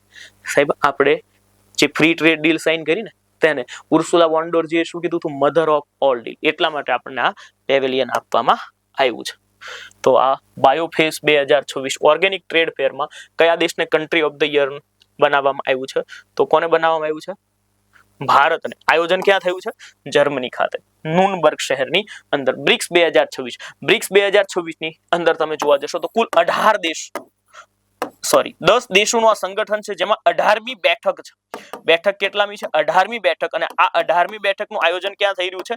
ભારતની અંદર. સાહેબ જ્યારે મંત્રીઓ બધા આવશે અથવા નેતાઓ, જે આ બ્રિક્સના જે 10 દેશોના નેતાઓ જ્યારે ભેગા બેઠશે ને, ત્યારે એ પહેલા એક બેઠક થતી હોય છે, શેરપાની બેઠક. શેરપા બેઠક. એ શેરપા બેઠક ક્યાં થઈ રહી છે? અહીંયા થઈ રહી છે. શેરપા બેઠકનું આયોજન થયું છે નવી દિલ્હી. એટલે કયો દેશ કેવા પ્રકારની રજૂઆત કરવાનો છે એ ઓલરેડી બધા એકબીજાને ખબર હોય તો વધારે સારું પડે. એટલે શેરપાઓની બેઠકનું આયોજન થઈ રહ્યું છે ભારતની અંદર, અને આખી આ 10 દેશોની ટીમ, બધાના શેરપા આવ્યા છે. તો સાહેબ ભારતના શેરપા કોણ રહ્યા કે જે આગેવાની સંભાળી રહ્યા છે? તો કે સુધાકર દલેલા. ભારતના શેરપા કોણ રહ્યું? તો કે ભારતના શેરપા રહ્યા છે સુધાકર દલેલા. કોણ રહ્યા છે? સુધાકર દલેલા. જો હું વાત કરવા જાઉં બ્રિક્સની, તો શરૂઆતમાં છે ને બ્રિક્સ નહોતું. 2001માં એક વિચાર શ્રેણી આવી હતી. 2001માં જીમ ઓ નીલ ની આ શું હતી? સંકલ્પના. આ વિચાર કોનો હતો? વિચારધારા કોની હતી? તો જીમ ઓ નીલની. આ વિચારધારાઓને ફોલો કરતા 2009 ની અંદર 4 દેશો બ્રિક, પહેલા શરૂઆતમાં 4 દેશો હતા. કયા કયા? તો કે બ્રાઝીલ, રશિયા, ઇન્ડિયા અને ચાઇના. આ 4 દેશો હતા. સમજ્યા? શરૂઆતમાં 4 દેશો હતા. અને પહેલી બેઠક 2009 ની પ્રથમ બેઠક આ 4 દેશો વચ્ચે ભરાઈ યકિન્તબર્ગ ખાતે. રશિયામાં આ બેઠક ભરાઈ. તમે કહેશો ઓકે સાહેબ 2010માં આના અંદર સાઉથ આફ્રિકાનો સમાવેશ થયો અને જોહાનિસબર્ગ ખાતે બીજી બેઠક ભરાઈ. જોહાનિસબર્ગ ખાતે કેટલામાં નંબરની? બીજા નંબરની બેઠક ભરાઈ ગયા જોહાનિસબર્ગ ખાતે. અને આ બ્રિક છે ને એ બની ગયું બ્રિક્સ. કેમ કે અહીંયા હવે 5મો દેશ એડ થઈ ગયો, અને એ 5મો દેશ કયો બન્યો? South Africa. તો 2010 થી કેટલા દેશો છે? 5 દેશો છે. પણ વર્ષ આવ્યું સાહેબ 2024. 2024 નું વર્ષ આવ્યું, અને આ 24ના વર્ષની અંદર 4 દેશો જોડાયા. કેટલા દેશ જોડાયા? 4 દેશ જોડાયા. તમે કહેશો કયા કયા? તો સાહેબ એક યુએઈ, એક ઇથોપિયા, બરાબર, યુએઈ, ઇથોપિયા. આ ઉપરાંત તમને જોવા મળશે ઈરાન આનો સભ્ય બન્યો. ઈરાન સભ્ય બન્યો, અને સાથે સાથે ચોથો દેશ તમારી સામે આવશે ઇજિપ્ત. સાહેબ સાઉદી અરેબિયા પણ જોડાવાનું હતું, પણ સાઉદી અરેબિયા આના અંદર જોડાવાની શું કરી દીધી? ના પાડી દીધી. 2025માં અંતિમ દેશ જોડાયો, 10મો દેશ. અંતિમ દેશ કોણ છે? ઇન્ડોનેશિયા.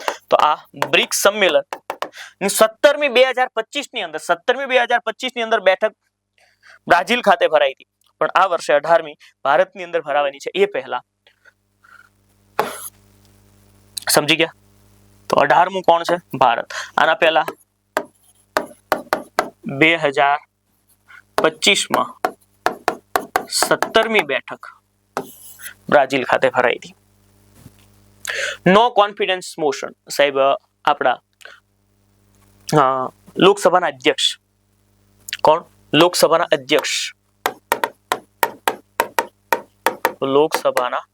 અધ્યક્ષ ઓમ બિરલા વિરુદ્ધ લાવવામાં આવ્યો છે. ઓમ બિરલા વિરુદ્ધ. સાહેબ કારણ શું? તો ઓમ બિરલા એવું કહી રહ્યા છે કે તમે બજેટ પર ચર્ચા કરો, તમે સત્રનો ઉપયોગ કરો, તમે જૂની વાતોને અહીંયા લાવવાની જરૂર નથી. તો સામે વિપક્ષ અથવા રાહુલ ગાંધી છે એ શું કહી રહ્યા છે? તો કે રાહુલ ગાંધી કહી રહ્યા છે કે જો આવી જ વાત હોય તો જ્યારે મોદી સાહેબ, અમિત શાહજી એવી વાત કરતા હોય છે જવાહરલાલ નહેરુની, એ તો સાહેબ જૂની વાત જ થઈ ને. પહેલા પ્રાઇમ મિનિસ્ટર હતા, દેશ આઝાદ થયો ત્યારની વાત કરે છે. અમિત શાહજી એમની વાત કરતા જોવા મળે, બીજા અલગ અલગ ભાજપના નેતાઓ પણ વાત કરતા જોવા મળે જૂની વાતો. અને અમે જ્યારે જૂની વાતો કરીએ છીએ ત્યારે તમને એવું લાગી રહ્યું છે કે આ કામની વાતો નથી, સંસદના સત્રનો, લોકસભાના સત્રનો દુરુપયોગ થઈ રહ્યો છે. તો એમણે પક્ષપાતનો આરોપ લગાવ્યો. શા માટે આવું થયું તમને ખબર છે? તો કે મનોજ મુકુંદ નારવણેજી છે, એમની એક બુક છે, એ છે 4 star of destiny. 4 star of destiny આ બુકની અંદર ઘણા બધા વિવાદિત શબ્દો લખવામાં આવ્યા છે, જે તાજેતરની સરકાર પર ટીકા ટિપ્પણી કરતા હોય છે. એટલે ઓમ બિરલાએ ના પાડી કે આ બુક પબ્લિશ નથી થઈ, આ જૂની વાતો છે જેને સંસદમાં લાવવી જોઈએ નહીં. એટલે પક્ષપાતના આરોપસર ઓમ બિરલા વિરુદ્ધ અવિશ્વાસનો પ્રસ્તાવ લાવવામાં આવ્યો. લોકસભાના અધ્યક્ષ વિરુદ્ધ લોકસભાના અધ્યક્ષ વિરુદ્ધ અવિશ્વાસ પ્રસ્તાવ. લોકસભાના અધ્યક્ષ વિરુદ્ધ અવિશ્વાસ પ્રસ્તાવ લાવવામાં આવ્યો. 94C આર્ટિકલ નંબર 94C મુજબ લાવી શકાય. બરાબર. અનુચ્છેદ કયો? 94C. 14 દિવસ પહેલા જાણ કરવી પડે. કોઈ પણ વ્યક્તિની વિરુદ્ધ, લોકસભાના અધ્યક્ષ વિરુદ્ધ તમે જ્યારે અવિશ્વાસનો પ્રસ્તાવ લાવતા હોય ત્યારે 14 દિવસ પહેલા જાણ કરવી પડે. અને 14 દિવસ પછી જાણ કર્યા પછી તમે ખાસ કરીને એ નોંધજો કે અસરકારક બહુમતી જોઈએ. અસરકારક બહુમતી. હવે અસરકારક બહુમતી એટલે શું? જે લોકોએ રાજીનામું આપી દીધું છે, જે સંસદના સભ્યો હવે છે જ નહીં, મૃત્યુ પામ્યા છે, સમજ્યા, જેને સંસદના સભ્ય તરીકે નું પદ રદ કરી નાખવાનું છે, એ લોકો બધાને બાદ કર્યા પછી 50% +1 આટલા મત જો મળી જાય તો તેને કહેવાય અસરકારક બહુમતી. આ આટલા હોય તો લોકસભાના અધ્યક્ષ પદ પરથી દૂર થઈ જતા હોય છે. આમાં સરકારને કોઈ વાંધો નથી આવતો, માત્ર આ લોકસભાના અધ્યક્ષ વિરુદ્ધ જ હોય છે. લોકસભાના અધ્યક્ષને કોઈ પક્ષ નથી હોતો, એટલે ખાલી એક વ્યક્તિ જ દૂર થતા જોવા મળે છે. તો 94 છે 14 દિવસ અને અસરકારક બહુમતીની વાત તમને અહીંયા જોવા મળી. ચાલો બીજું શું સાહેબ? તો સાહેબ આ લોકસભાના અધ્યક્ષ છે એ જ્યારે બેઠક ચાલતી હોય ને અવિશ્વાસના પ્રસ્તાવની, એટલે અવિશ્વાસનો પ્રસ્તાવ જ્યારે સત્રની અંદર લાવવામાં આવ્યો હોય અથવા અવિશ્વાસ માટે જ જ્યારે વોટિંગ થતું હોય ત્યારે અધ્યક્ષ તરીકે એ રહી શકતા નથી. અધ્યક્ષ ન બની શકે. વોટિંગ દરમિયાન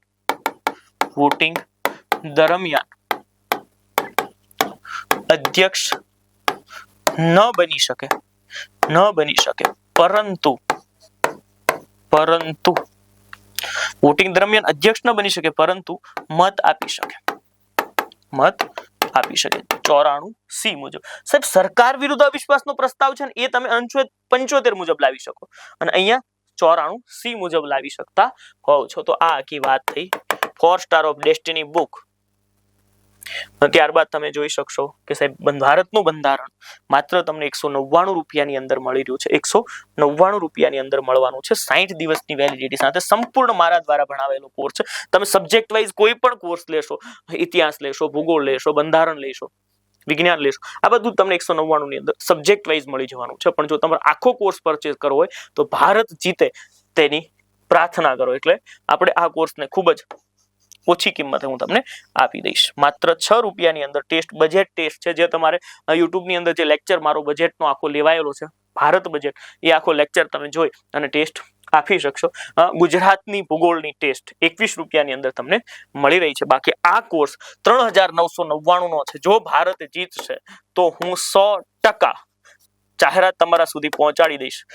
બરાબર છે. 12 વાગશે એટલે તમને આ જાહેરાતનો લાભ મળી જશે. આની કિંમત અંદાજિત કેટલી કરવી એ ભારત કેવી રીતે જીતે છે તેના ઉપર આધાર રાખશે.